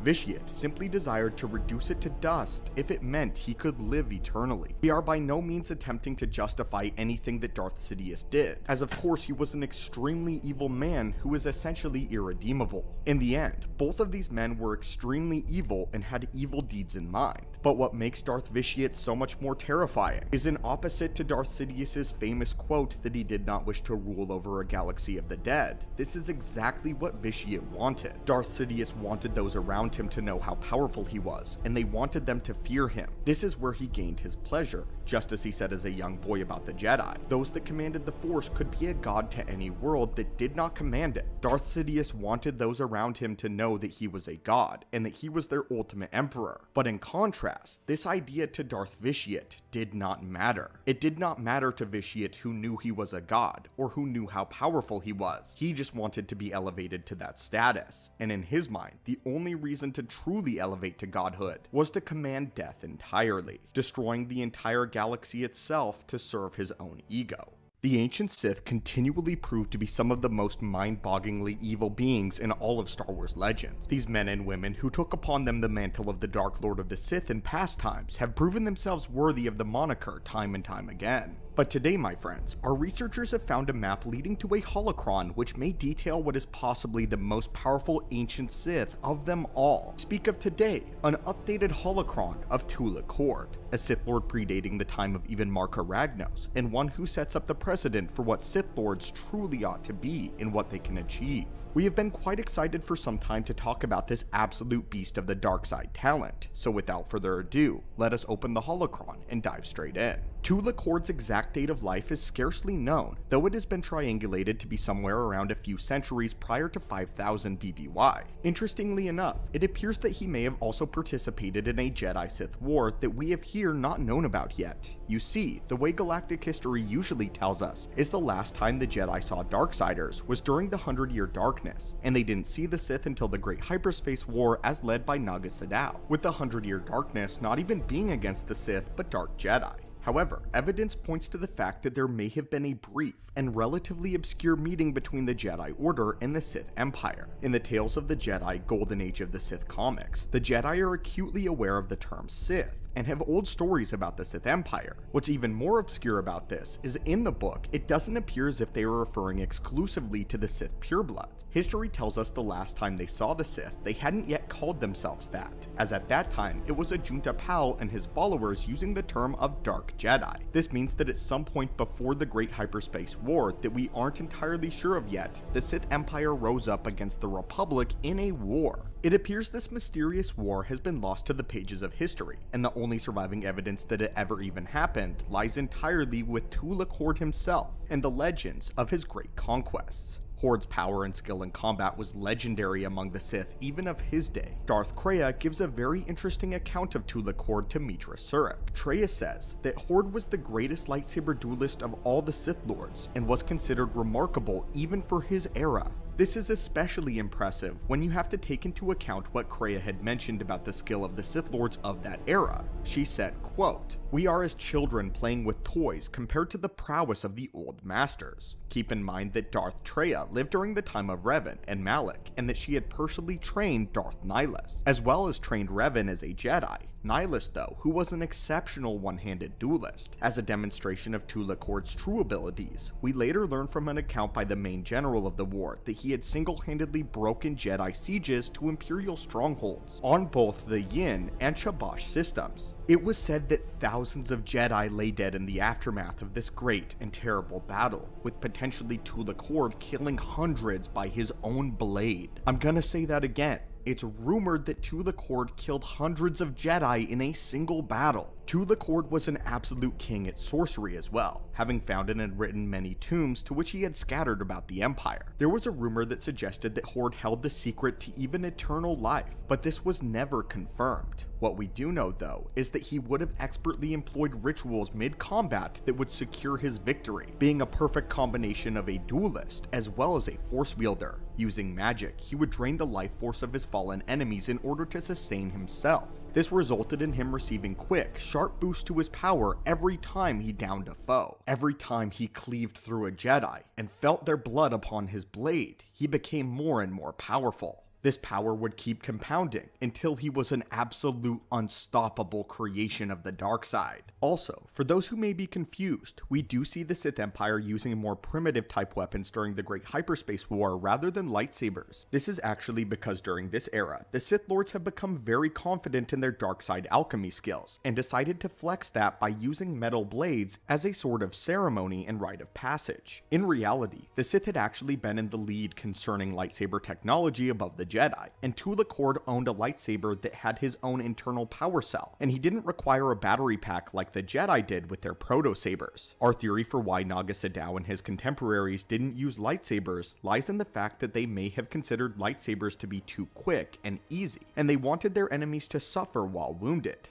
Naga Sadow's blade, for instance, was known for being alchemically enhanced with a type of deadly and painful poison. It seems that Tulak Hord, though, preferred to do things with honor and efficiency, and this is why he used a lightsaber. One of the first lightsaber-wielding Sith. Speaking of which, honor is not exactly the word that comes to mind when we think of the treacherous Sith. However, we have noticed a trend with these archaic Sith Lords prior to the time of Naga Sadow. King Adis, Tulak Hord, and Marka Ragnos all exhibited the tendency to adhere to some kind of honor code. They did not resent their fellows for being powerful, and although they would betray someone if it meant keeping their own position, they awarded strength and honored promises made. Loyalty was huge for these ancient Sith Lords. Case in point, King Adis had no problem with people challenging him, but after he demolished them in combat, he would actually honor their deaths by drinking their blood soup. Marka Ragnos, who came after, had an underling of his known as Simis challenge him for the title of Dark Lord. Ragnos won and beheaded Simis, but Simis lived through using Sith sorcery and kept his life going by encasing his head in a crystal that was carried about by a slave. Ragnos was so impressed with Simis's perseverance that he awarded him a place of his personal advisor, and Simis would be loyal to Ragnos beyond his death.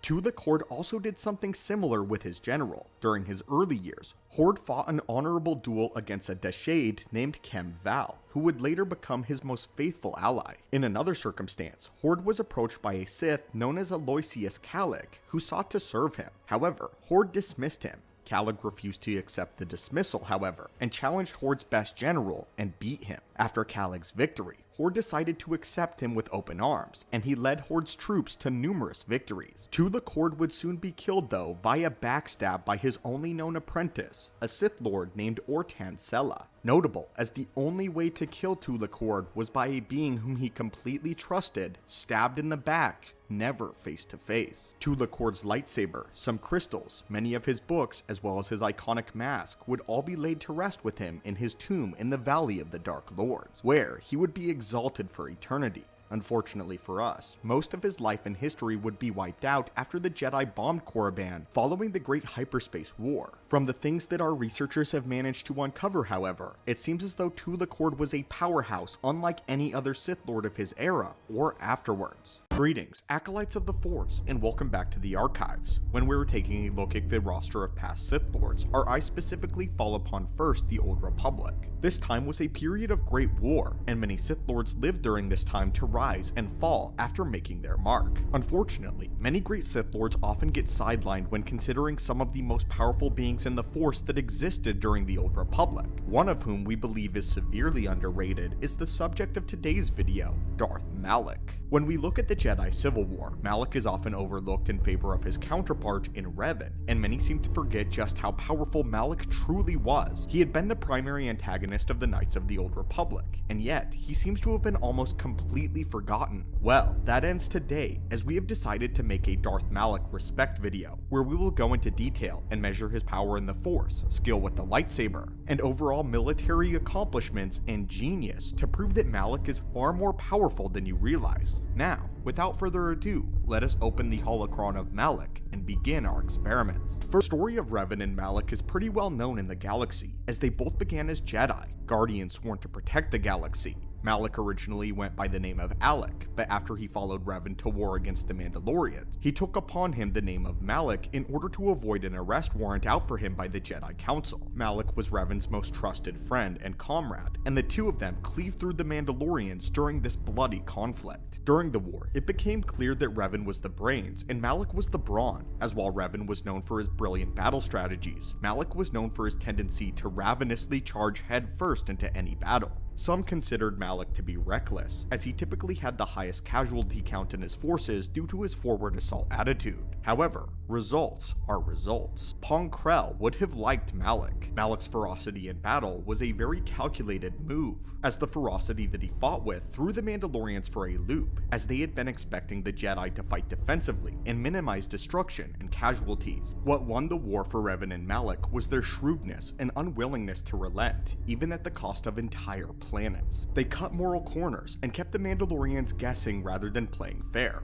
Malek was with Revan when they went to search the unknown regions for the Sith Emperor, and after the two became corrupted by the dark side, the two former Jedi simply added the title of Darth to their names upon their return to the known galaxy. Darth Revan was mostly stronger than Darth Malek, and thus took on the role as master, delegating Malek to the apprentice position. Malek, though, bided his time as they searched for the Starforge and waged war on the Jedi Order. Darth Malek had tried once and failed to assume the role as master when he provoked his friend to a fit of rage, resulting in a fierce lightsaber duel between Revan and Malek that cost Malek the lower half of his jaw. From that point on, he was required to wear a large metal prosthetic and use a speech enhancer in order to talk. Darth Malek knew he couldn't take Darth Revan in a full head-to-head engagement, at least not at this juncture. So, during a ferocious space conflict with the Republic, Malek ordered his ship to fire on Revan's flagship and destroy it. Malek had assumed that that would be the end of Revan. Little did he know that Revan had survived because of Bastila Shan, as well as the Jedi strike team sent to retrieve him.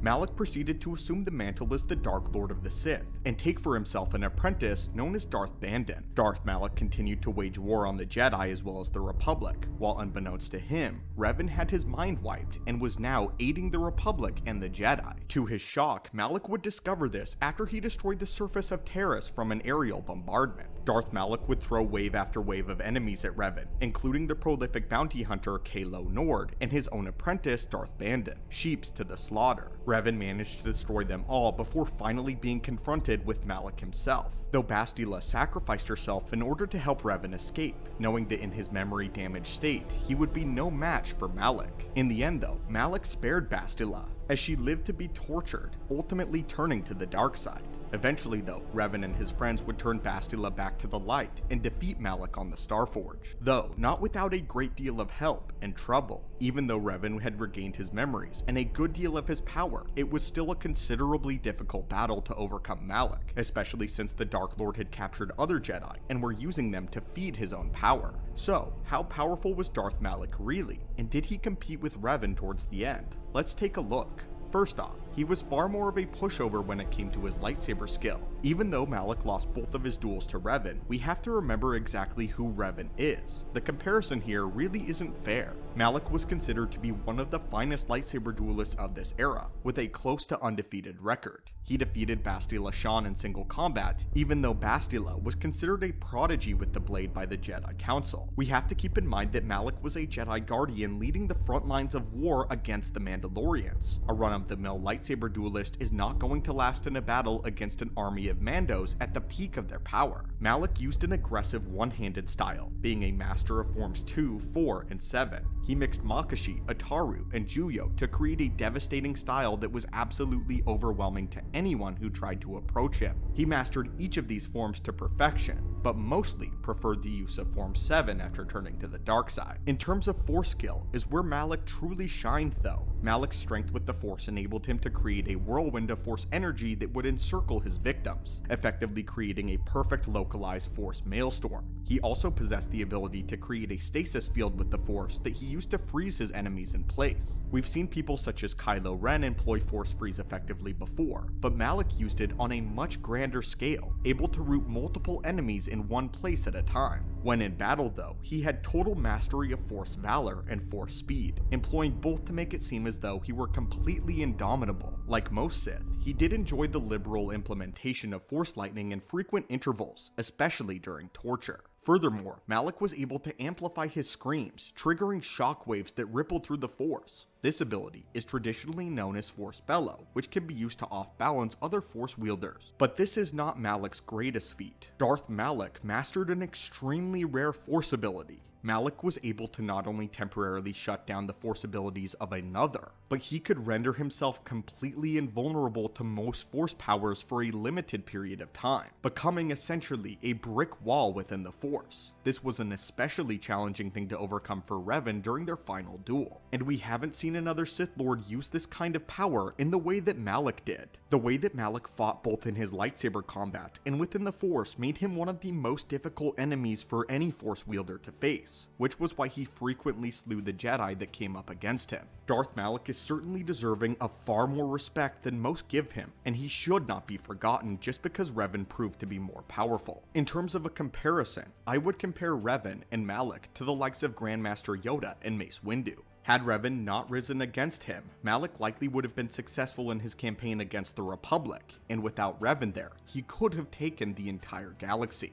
Greetings, students of the Force, and welcome back to the channel as we open up yet another holocron. Darth Sidious was the culmination of everything that the Sith had been working towards for several thousands of years, and the ultimate result of Darth Bane's rule of 2. Darth Sidious was the ultimate Sith. During his reign as Emperor, when Sidious was not directly governing the Empire, he spent his spare time collecting many ancient Sith artifacts and strengthening his knowledge of the dark side by studying their many manuscripts and holocrons. Since he had gotten access to the Jedi Temple's entire vault full of Sith artifacts, he had spent a great deal of time gorging himself on the information long lost to the Sith and hidden away by the Jedi deep within their vaults. Even though Palpatine regarded himself as the greatest Sith to have ever existed, he still held the accomplishments of the ancient Sith in high regard. But with this raises an interesting question, and one that we wanted the answer to. Which of the previous eras and years of the Sith did Sidious admire most, and which of the Sith Lords did Darth Sidious actually consider to be his favorite? Well, our researchers have gotten their hands on a few of Palpatine's journals, and by reading through them, we might be able to discern our answer today, and who Darth Sidious considered to be his favorite Sith Lord. It is a bit of a difficult answer to truly find, as again he never explicitly states who Palpatine actually favored, as Sidious keeps his real feelings towards the Sith Lords himself rather vague. Instead, he offers his opinionated commentary on a few very specific lines within the manuscripts of the ancient Sith. You see, Sidious was a person who cast his net wide and gleaned knowledge from any source that he could prove himself useful to him. But not all hope is lost, as we have reason to believe that he actually favored one specific Sith Lord, and that Sith Lord was the works of Naga Sadow. Again, Sidious never explicitly states which of the Sith is his favorite. However, he pulls a lot of inspiration from Naga Sadow. So today, we'll break down what about Naga Sadow's journey Darth Sidious admired the most, and why he considered him to be essentially his favorite Sith Lord ever. Naga Sadow was a famous Sith sorcerer and the one who instigated the Great Hyperspace War between the Jedi. This would lead to the long string of conflicts known as the Old Sith Wars. Naga Sadow had naked ambition to bring the Sith Empire into greatness, but in doing so, he ended up destroying it. Nonetheless, Naga Sadow was incredibly powerful in Sith sorcery and one of the most accomplished Sith alchemists in the history of Star Wars lore, using Sith alchemy to create insanely massive, mutated war beasts for the Great Hyperspace War that was raging on. At the end of the war, Naga Sadow would build a great temple during his exile on the moon of Yavin 4. Naga Sadow was also considered one of the greatest Sith Lords in single combat, as well as an extremely skilled negotiator and manipulator, something that Darth Sidious took huge inspiration from, as in Sidious's opinion, Naga Sadow was one of the first great manipulators that the Sith Order offered. He was the first ever really thinking Sith, who ruled with his knowledge and beyond the Sith Warblade. He used the skill of his mind and the dark side of the Force beyond his own brute physical skill, and this is why Sidious admired him so much. In Palpatine's journals, he had this to say about Naga Sadow.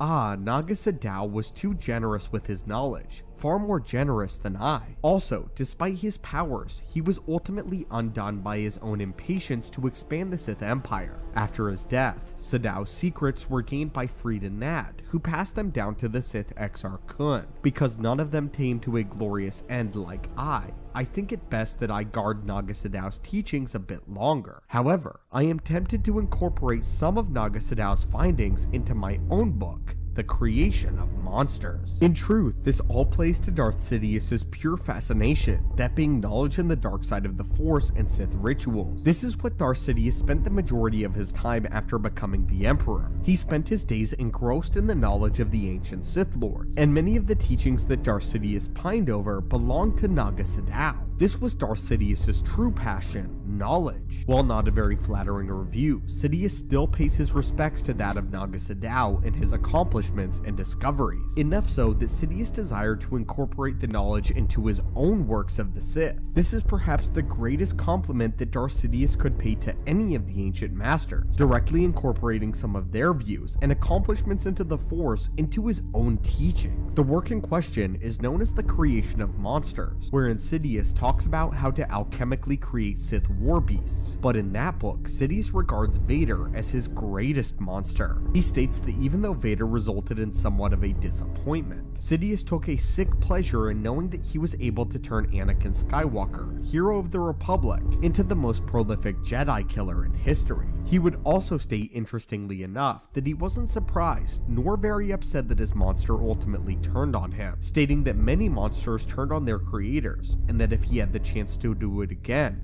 he would create Darth Vader with zeal. What's important to note though is that Darth Sidious noted that Naga Sadow contained and possessed massive power in the dark side, and that he was very much ahead of his era in terms of manipulating the wider schemes of the galaxy, something that Darth Sidious admired about the ancient master the most. However, again, he claims that his fatal flaw was his ambition and his inability to be patient, as again, for the Sith to rise, it took the establishment of the rule of two, and essentially, it took Darth Bane thousands of years in order for the Sith to rise successfully. Beyond this though, Darth Sidious connected with Naga Sadow on an even deeper level, that deeper level being Sidious's fascination with ancient Sith lore. Specifically, what's also interesting to note is that many of Naga Sadow's teaching were housed deep within the Jedi archives and the forbidden section of the Jedi archives within the temple, meaning that the Jedi deemed some of Naga Sadow's teachings to be the most dangerous of all, which is also likely why Darth Sidious deemed Naga Sadow as his favorite Sith Lord. The fact that while he was learning to be a Sith Lord, he was not privy to much of the information and knowledge contributed by Sadow. But hello again, curious acolytes of the Force, and welcome back to the archives. You are just in time, as our researchers have just made an amazing discovery. While searching the ruins of the Jedi Temple, we found an intact training program for Jedi Padawans, a program that details a Dark Lord of the Sith that we had previously not yet heard of. The program is called the Simulacrum, and it is basically a droid implanted with holographic projectors to allow it to take from personality and fighting style of any being coded into it. It is also equipped with gravity projectors to simulate using the Force. We happened to get it up and working again,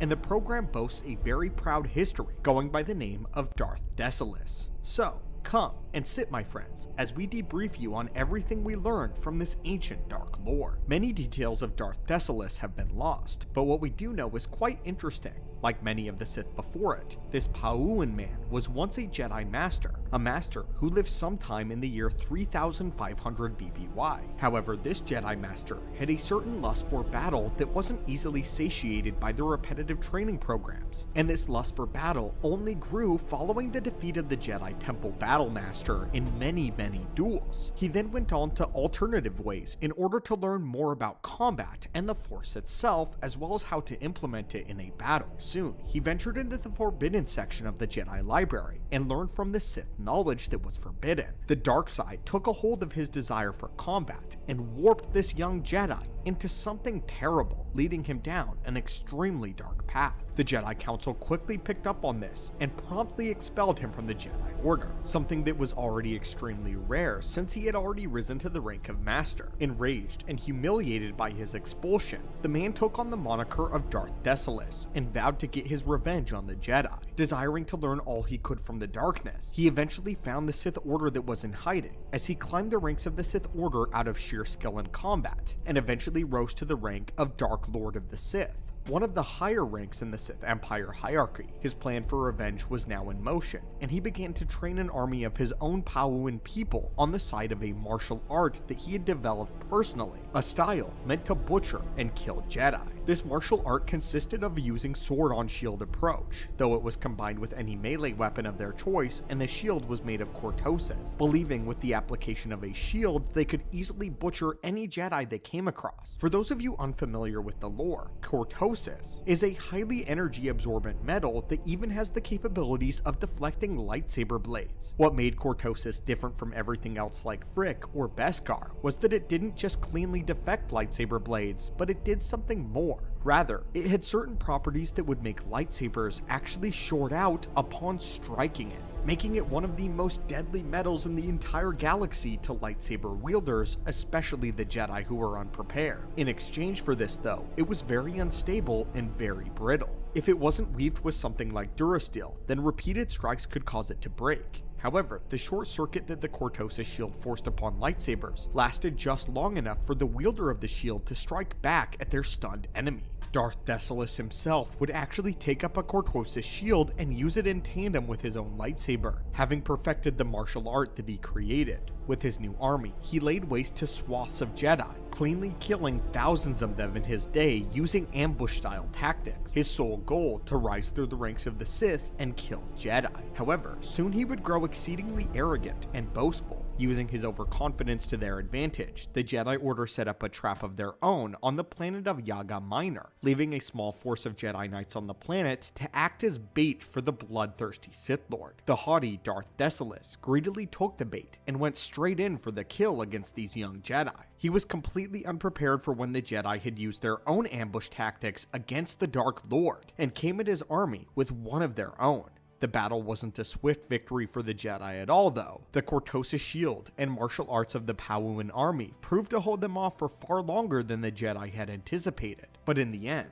the Jedi would triumph over Desolis on this day. As for Desolis personally, however, he would fight viciously until the very end, when it required the full might of the entire Jedi Council on the planet to defeat him. Again, the combined might of the entire Council. Tragically, we don't have any details on this epic account beyond the Simulacrum and Darth Desolis boasting about this. After doing some digging though, it appears as if Desolis' reign of terror happened during the Inter-Sith Wars time period, where not a lot of major events were going on in galactic history, meaning that Desolis' bloodlust very much got the better of him when concerning the Jedi. As such though, it is difficult for us to distinguish who exactly would have been a part of the Jedi Council during this time period, and who Desolis faced in combat. Just another unfortunate shroud of mystery pertaining to the exact power of this Sith Lord. Though after having observed this simulacrum, it appears Desolis made liberal use of his Cortosis shield with an aggressive block and counterattack style of swordplay, one that was extremely effective even against the Council. The Cortosis shield itself is the focal point of his fighting style, and it actually happens to complement his usage of the Force quite well. In that aspect, he delegates his usage of the Force to quick bursts of telekinesis and Force lightning, while mostly channeling it inward by using Force Rage. His usual opening strategy is something like this. Once his opponent's lightsaber has been knocked out of commission,